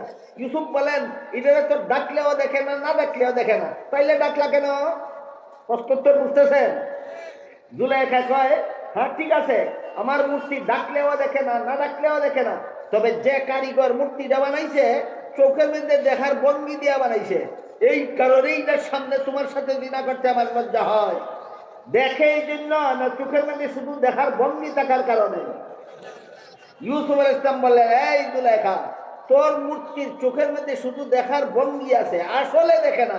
তারপরে যদি এটার সামনে আমার সাথে জিনা করতে তোর লজ্জা হয়, তাহলে আমার আল্লাহ যে আসলেই দেখে, সেই আল্লাহর সামনে কোন সাহসে তোর সাথে জিনা করতে পারি? ঘটনা বুঝে থাকলে বলুন, ইউসুফ আল ইসলামের অন্তরে আল্লাহ আমাকে দেখেন, বিশ্বাস ঘুমান্ত ছিল না জাগ্রত? ইমান জাগ্রত থাকলে আমলও হয় নির্ভেজাল, সংসারের কাজ হয় দুর্নীতি মুক্ত। ইমান জাগ্রত থাকলে আমলও হয় নির্ভেজাল, সংসারের কাজ হয় দুর্নীতি মুক্ত। এখানে এসে কারো মনে মনে এই প্রশ্ন জাগতে পারে, ইউসুফ আল ইসলাম এর মতো নবীর পক্ষে সম্ভব? আল্লাহ আমাকে দেখতেছেন, এমত অবস্থায় আমি অপকর্ম কিভাবে করি? এমন ইমানের অধিকারী একজন নবী হতে পারেন? আমরা তো সাধারণ গুনাহগার মুসলমান, আমাদের কি আর সেই ইমানের মালিক হওয়া সম্ভব? এমন প্রশ্ন কারো মনে জাগতে পারে। অনেকে করেও বসেন যে এইরকম ইমানদার তো আমরা হইছি না, আমরা কিভাবে ইমান জাগ্রত করবার, কিভাবে আমাদের ইমান নির্ভেজাল হবে? এইবার শুনুন সেই প্রশ্নের জবাব। হযরত উমর ফারুক রাদিয়াল্লাহু আনহু মরুভূমির রাস্তা দিয়ে যাইতেছিলেন, সাথে খাওয়ার মতো কিছু নাই। মরুভূমি হওয়ার কারণে রাস্তার পাশের থেকে খানা পানি সংগ্রহ করার কোনো সুযোগ নাই। এমত অবস্থায় খলিফা উমর পেটের খিদায় কষ্ট করতেছিলেন। দেখলেন মরুভূমিতে একটা রাখাল ছেলে এক পাল ছাগলের রাখালি করে। ওই রাখাল ছেলে তার পালের একটা দুধের ছাগলের দুধ দোহন করে পান করেছে। খলিফা উমর সেই রাখাল ছেলের কাছে গিয়ে বললেন, রাখাল ভাই, তোমাকে দেখেছি একটা ছাগলের দুধ দোহন করে পান করেছ, তুমি আর একটা ছাগলের দুধ দোহন করে আমাকে একটু দাও, পান করি, আমার পেটে বড় খিদা। রাখাল ছেলে খলিফা উমরের নাম তো শুনেছে, কিন্তু দেখেনি কোনোদিন, চিনতে পারিনি যে এই খলিফা উমর। এমন হওয়াটা স্বাভাবিক। কেমনে স্বাভাবিক এটা বোঝাবার জন্য বলছি। কেউ বলতে পারেন বর্তমান বাংলাদেশের অন্তর্বর্তীকালীন সরকার প্রধানকে সবাই দেখেছেন, নাম তো সবাই চিনেন। এরকমই রাষ্ট্রপ্রধান যে হয় তাদের নাম সকলেই চিনে, সকলে দেখার কপাল হয় না। ওই রাখাল ছেলে এরকমই ছিল। রাষ্ট্রপ্রধান হিসেবে খলিফার নাম চিনে উমর, কিন্তু দেখে নেই কোনোদিন। তাই ওই রাখাল ছেলে খলিফা উমরকে না চিনে বলল, মুসাফির ভাই, এই ছাগলের পালের মালিক আমি না, আমি মালিকের বেতন মুগি চাকর। মাস শেষে মালিকে যে নগদ টাকা দেবে সেটাও আমার বেতন। আর রাখালি করার সময় পেটে খিদা লাগলে একটা ছাগলের দুধ দোহন করে পান করি, সেটাও আমার বেতন। তুমি যেহেতু আমার মালিকের বেতন মুগি চাকর না, কাজে মালিকের অনুমতি ছাড়া আমি তোমাকে এক ফোঁটা দুধ দিতে পারবো।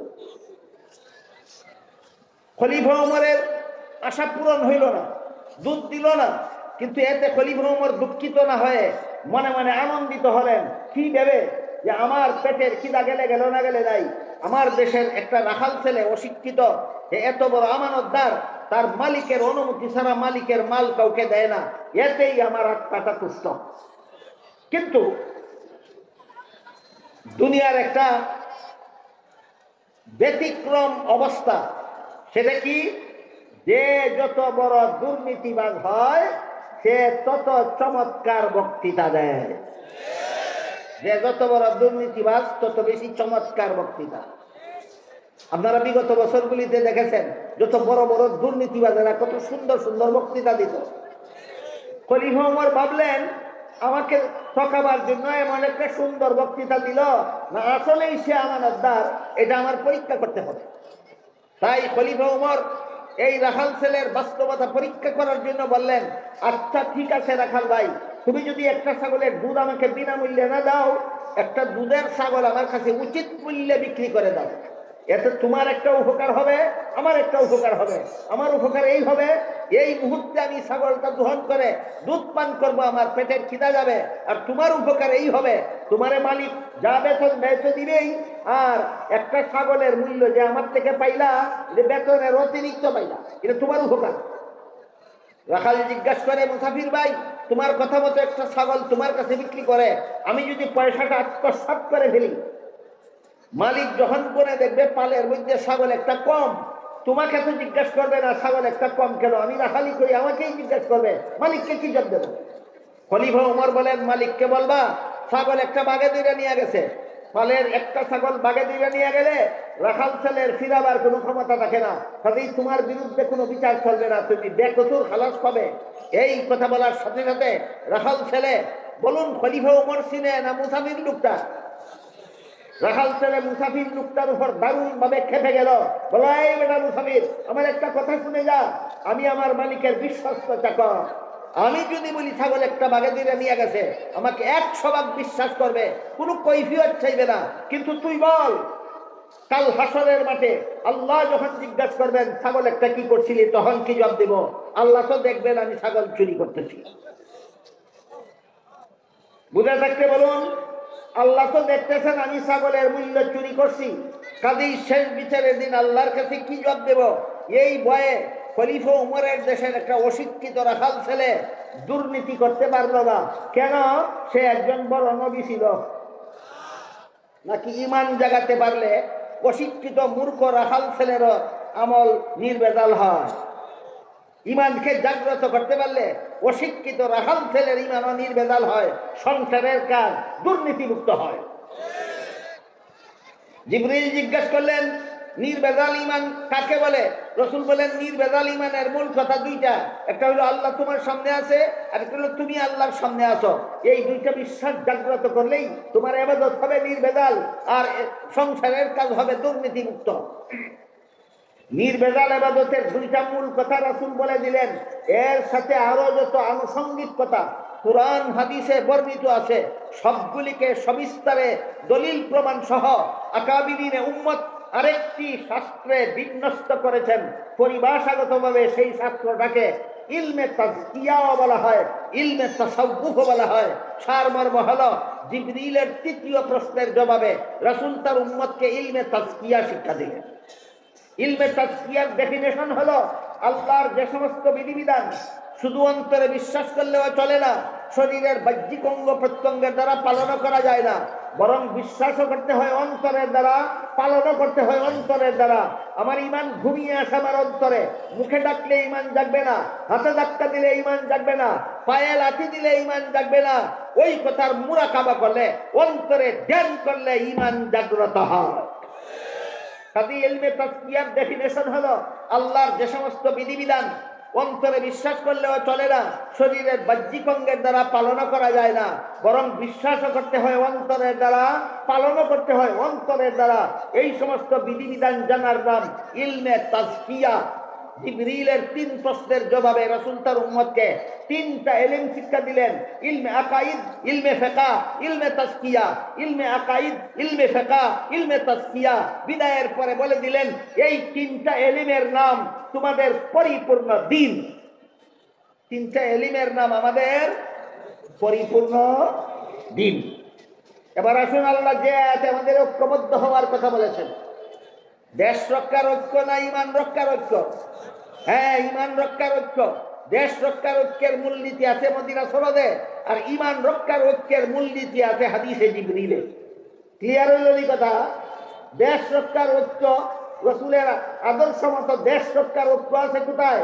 মদিনা সনদে। আর রাসূলের আদর্শ মতো ইমান রক্ষার ঐক্যের রূপরেখা আছে কোথায়? হাদিসে জিবরিলে। রাসূল এই হাদিসে বলে দিয়েছেন এই 3টা ইলম হইল তোমাদের পরিপূর্ণ দ্বীন। একটা ইলমের নাম ইলমে আকাইদ, একটা ইলমের নাম ইলমে ফিকহ, একটা ইলমের নাম ইলমে তাজকিয়া। আল্লাহ যে আয়াতে বলেছেন তোমরা ঐক্যবদ্ধ হও, সেই আয়াতে বলে দিয়েছেন দ্বীন পালনের মাধ্যমে ঐক্যবদ্ধ হও। মর্ম হলো ইলমে আকাইদের সিদ্ধান্ত মেনে নিয়ে ঐক্যবদ্ধ হও। হে মুসলমানেরা, ইলমে ফিকহর সিদ্ধান্ত মেনে নিয়ে ঐক্যবদ্ধ হও। হে মুমিন মুসলমানেরা, ইলমে তাজকিয়ার সিদ্ধান্ত মেনে নিয়ে ঐক্যবদ্ধ হও। এখন যদি একজন ইলমে আকাইদের সিদ্ধান্ত মানে না আর বলে আসুন মুসলমান ভাইয়েরা ঐক্যবদ্ধ হয়ে যায়, নির্বাচন সামনে আসতেছে, এটা ইমানের ঐক্য না নির্বাচনী ঐক্য? এ ঐক্য মতলববাদী ঐক্য। এটা ইমানি ঐক্য না, এটা নির্বাচনী ঐক্য। এই নির্বাচনী ঐক্য বোঝাবার জন্য আপনাদেরকে একটা চমৎকার একটা উদাহরণ দিচ্ছি, কল্প কাহিনী নয়, বাস্তব ঘটনা। আপনাদের অনেকের জানা থাকতে পারে পাকিস্তানের প্রধানমন্ত্রী ছিল এক সময় বেনজির ভুট্টো।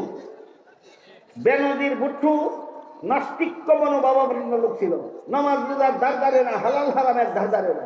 কিন্তু নির্বাচন সামনে আসার পর দেখা যায় হঠাৎ করে বেনজির ভুট্টো তসবিহ পড়ে। কি পড়ে? তসবিহ পড়ে। যে নমাজ রোজার দ্বার ধারে না, হালাল হারামের দ্বার ধারে না, নির্বাচন সামনে নিয়ে তসবিহ পড়ে গেল। একজন আলেম জিজ্ঞাসা করলেন, প্রধানমন্ত্রী সামনে নির্বাচন আসতেছে, এখন আপনার তসবিহ পড়ার সময়, কিসের তসবিহ পড়েন? বলে আয়াতুল কুরসির তসবিহ পড়ি। আয়াতুল কুরসি কেউ কেউ চিনেন? এক শব্দ না, অনেক লম্বা আয়াত, অনেক লম্বা আয়াত। আলেম জিজ্ঞাসা করলেন, আয়াতুল কুরসি তো অনেক লম্বা, তুমি এত তাড়াতাড়ি পড়ো কিভাবে, এত তাড়াতাড়ি জানা জানো কিভাবে? ভাই আমি কিছু শর্টকাট করে নিয়েছি। কিভাবে শর্টকাট করে নিয়েছ? ভাই আয়াতুল কুরসির একটা শব্দ আছে কুরসি, এর বাংলা অর্থ হইল গদি।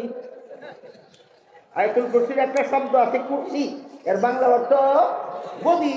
আমি সবকিছু ফেলাইয়া শুধু কুরসি কুরসি কুরসি কুরসি কুরসি কুরসি তসবিহ পড়ি। বলুন, আল্লাহর তসবিহ পড়ে না গদির তসবিহ পড়ে?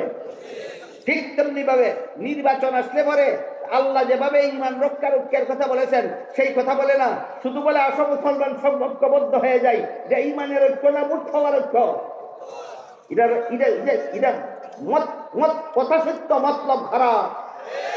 কথা সত্য, মতলব খারাপ। যারা এই রকমের মতলব খারাপের অন্তর দিয়ে আপনাদেরকে ঐক্যের দাওয়াত দেয়, এদের ইলমে আকাইদের অবস্থা কি? আমি বলতাম যদি আপনাদের শোনার মতো ধৈর্য থাকতো, এদের ইলমে ফিকহ মেনে নেওয়ার অবস্থা কি? আমি বলতাম যদি আপনাদের শোনার ধৈর্য থাকতো, এদের ইলমে তাসকিয়া মেনে নেওয়ার কি পরিমাণ অবস্থা, বলতাম যদি আপনাদের শোনার ধৈর্য থাকতো। মাত্র কয়েক মিনিটে ইলমে আকাইদের একটা উদাহরণ দিচ্ছি। আল্লাহ পাক রব্বুল আলামিন পবিত্র কোরআনের এক আয়াতে বলেন, লা ইয়ানালু আহদিজ জালিমিন। এর অর্থ হলো আমি গুনাহগারদেরকে নবী বানাই না। এর অর্থ কি? আমি গুনাহগারদেরকে নবী বানাই না। কি বুঝলেন? এক দুইজনের বেলায় এই কথা না, সকল নবীর বেলায়, সমস্ত নবীগণের বেলায় এটা আল্লাহর একটা নির্ধারিত মূলনীতি। গুনাহগারদেরকে নবী বানাই না, যাদেরকে নবী বানাই এরা জীবনে কোনোদিন গুনাহ করে। এত সত্ত্বেও আমাদের সমাজে যারা নির্বাচন আসলে পরে ঐক্যের দাওয়াত দেয়, এরাই এদের বই পুস্তকে লিখে রেখেছে, এদের বক্তব্যে উল্লেখ আছে, এদের গোপন প্রচারণায় পাওয়া যায়, এরা বিভিন্ন নবীগণকে গুনাহগার সাব্যস্ত করে। ইলমে আকাইদের সিদ্ধান্ত মেনে নিল না লঙ্ঘন করলো? তুমি ইলমে, আল্লাহ রসুল বলে দিয়েছেন ইলমে আকাইদ তোমার দিন, ইলমে ফিকহ তোমার দিন, ইলমে তাসকিয়া তোমার দিন। আর আল্লাহ কোরআনে বলেছেন দিন পালনের মাধ্যমে মুসলমান ঐক্যবদ্ধ হও। দিনের পয়লা জিনিসটাই হইল ইলমে আকাইদ। তুমি মানো না, ইলমে আকাইদের সিদ্ধান্ত হইল নবী বেগুনাহ। তুমি কোন নবী গুনাহ করছে? কোন কুরআন দিনের ভিত্তিতে তোমার সাথে মুসলমান ঐক্য হবে?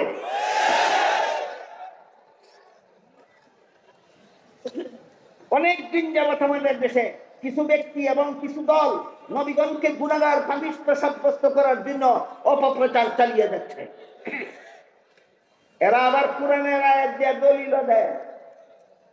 কোরআনের বিভিন্ন আয়াতে আল্লাহ বলেছেন, আদম আলাইহিস সালামকে জান্নাতে দিয়ে আল্লাহ বলেছিলেন সব গাছের ফলমূল খাও, একটি মাত্র গাছের ফল খেতে নিষেধ করেছিলেন। শেষ পর্যন্ত ইবলিসের দুকায় পড়ে আদম নিষিদ্ধ গাছের ফল খেয়েছিলেন। এই ঘটনা কোরআনের অনেক আয়াতে। এই ঘটনার উদ্ধৃতি দিয়ে তারা বলে যে আদম যেহেতু আল্লাহর নিষেধ লঙ্ঘন করেছেন, আল্লাহর নিষেধ লঙ্ঘন করার কারণে তিনি গুনাহগার হয়েছেন। এটা নিষিদ্ধ গাছের ফল খাওয়ার অপব্যাখ্যা। বলুন আমার কথা বুঝে থাকলে, নিষিদ্ধ গাছের ফল খাওয়ার কারণে আদম গুনাহগার হয়েছেন, এটা নিষিদ্ধ গাছের ফল খাওয়ার সহি ব্যাখ্যা না অপব্যাখ্যা? এই অপব্যাখ্যা কোনো মুসলমানের মস্তিষ্ক প্রসূত নয়, যে খ্রিস্টানদের কাছ থেকে আমদানিকৃত। এবার শুনুন খ্রিস্টানদের কথা।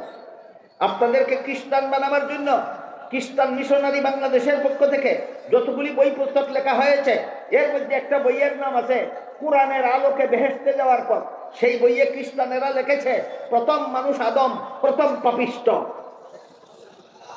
প্রথম মানুষ শুধু আদম না প্রথম নবীও? আপনাদের জানা থাকলে বলুন, আদম শুধু প্রথম মানুষ না প্রথম নবীও? প্রথম নবী, প্রথম মানুষ আদম, প্রথম পাপিষ্ঠ। খ্রিস্টানেরা লিখেছে কি ছিল তার পাপ? জান্নাতে নিষিদ্ধ গাছের ফল খাওয়া ছিল তার পাপ। তারপর সেই বইয়ে লেখে এই পাপিষ্ঠ আদমের বংশে যত নবী জন্মগ্রহণ করেছে সবগুলি নবী জন্মগত পাপিষ্ঠ। কি ছিল অন্যান্য নবীর পাপ? পাপিষ্ঠ আদমের বংশের জন্ম হওয়াটাই ছিল তাদের পাপ। তারপরে তাদের বই আরো লেগেছে, শেষ পর্যন্ত আল্লাহ একজন নবীকে নিষ্পাপ বানাবার জন্য আর পাপিষ্ঠ আদমের বংশে জন্ম না দিয়ে আল্লাহ নিজের ঔরসে জন্ম দিলেন। ইনি হলেন ঈসা আলাইহিস সালাম। একমাত্র ঈসা নবী নিষ্পাপ পাপিষ্ঠ আদমের বংশে জন্ম হওয়ার কারণে নয়, আল্লাহর ঘরে জন্ম হওয়ার কারণে। বলুন, কোন বিবেকবান মানুষের দৃষ্টিতে এইগুলি কোন ধর্মের কথা হতে পারে না, গাঞ্জাখুরি কথা। এই খ্রিস্টানেরা দুনিয়াতে কতগুলি গাঞ্জাখুরি কথাকে ধর্মের নামে চালিয়ে রেখেছে। এর ভিত্তিতে এই দুনিয়াতে ধর্ম নিরপেক্ষতার নামে একটা কুফুরি মতবাদের ফাউন্ডেশন স্থাপিত হয়েছে।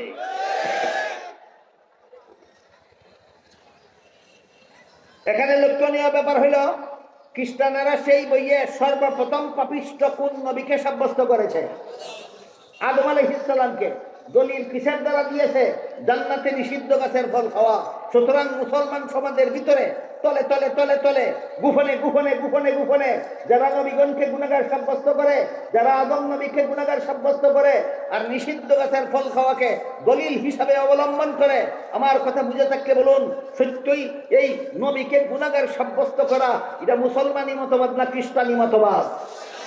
সুতরাং মুসলমান সমাজে যারা নবীগণকে গুনাহগার সাব্যস্ত করার অপকর্ম চালায়, নিঃসন্দেহে এরা খ্রিস্টানদের দালাল। এরা যখন বলে আসুন ঐক্যবদ্ধ হয়ে যায়, তাহলে নবাব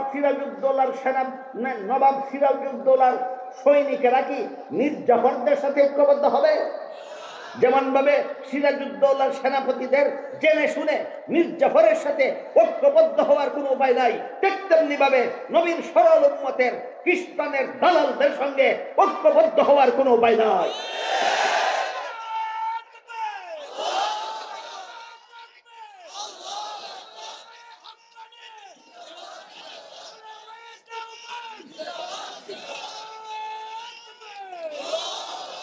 এবার আমরা নিষিদ্ধ গাছের ফল খাওয়ার সহি ব্যাখ্যাটা শুনে আজকের মতো কথা শেষ করি।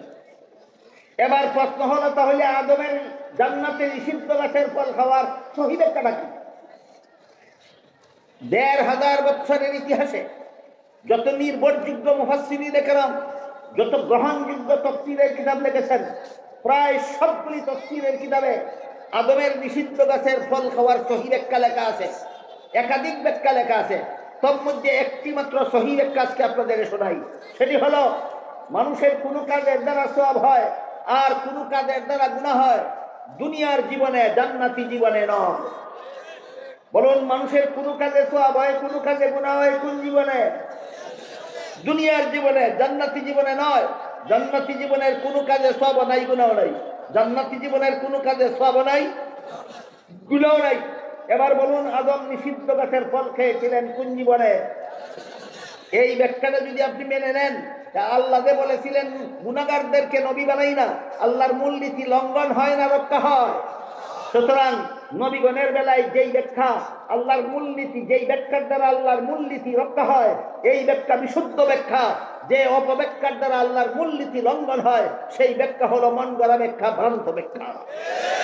সুতরাং বর্তমান বাংলাদেশের মুসলমানদের যদি ঈমান রক্ষার জন্য ঐক্যবদ্ধ হতে হয়, আল্লাহ এবং আল্লাহ রাসূল পরিষ্কার একটা প্ল্যাটফর্ম বলে দিয়েছেন, হে মুমিন, সমস্ত মুমিন মুসলমানেরা, তোমরা ইলমে আকাইদের সিদ্ধান্তগুলি মেনে নিয়ে ঐক্যবদ্ধ হও, তোমরা ইলমে ফিকহের সিদ্ধান্তগুলি মেনে নিয়ে ঐক্যবদ্ধ হও, তোমরা ইলমে তাজকিয়ার সিদ্ধান্তগুলি মেনে নিয়ে ঐক্যবদ্ধ হও। এটা হলো মুসলমানদের ঈমান রক্ষার ঐক্যের রূপরেখা।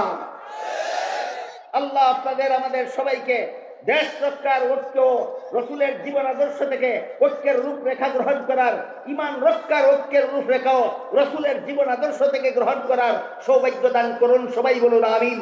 সুবহান রাব্বিকা রাব্বিল ইজ্জাতি আম্মা ইয়াসিফুন।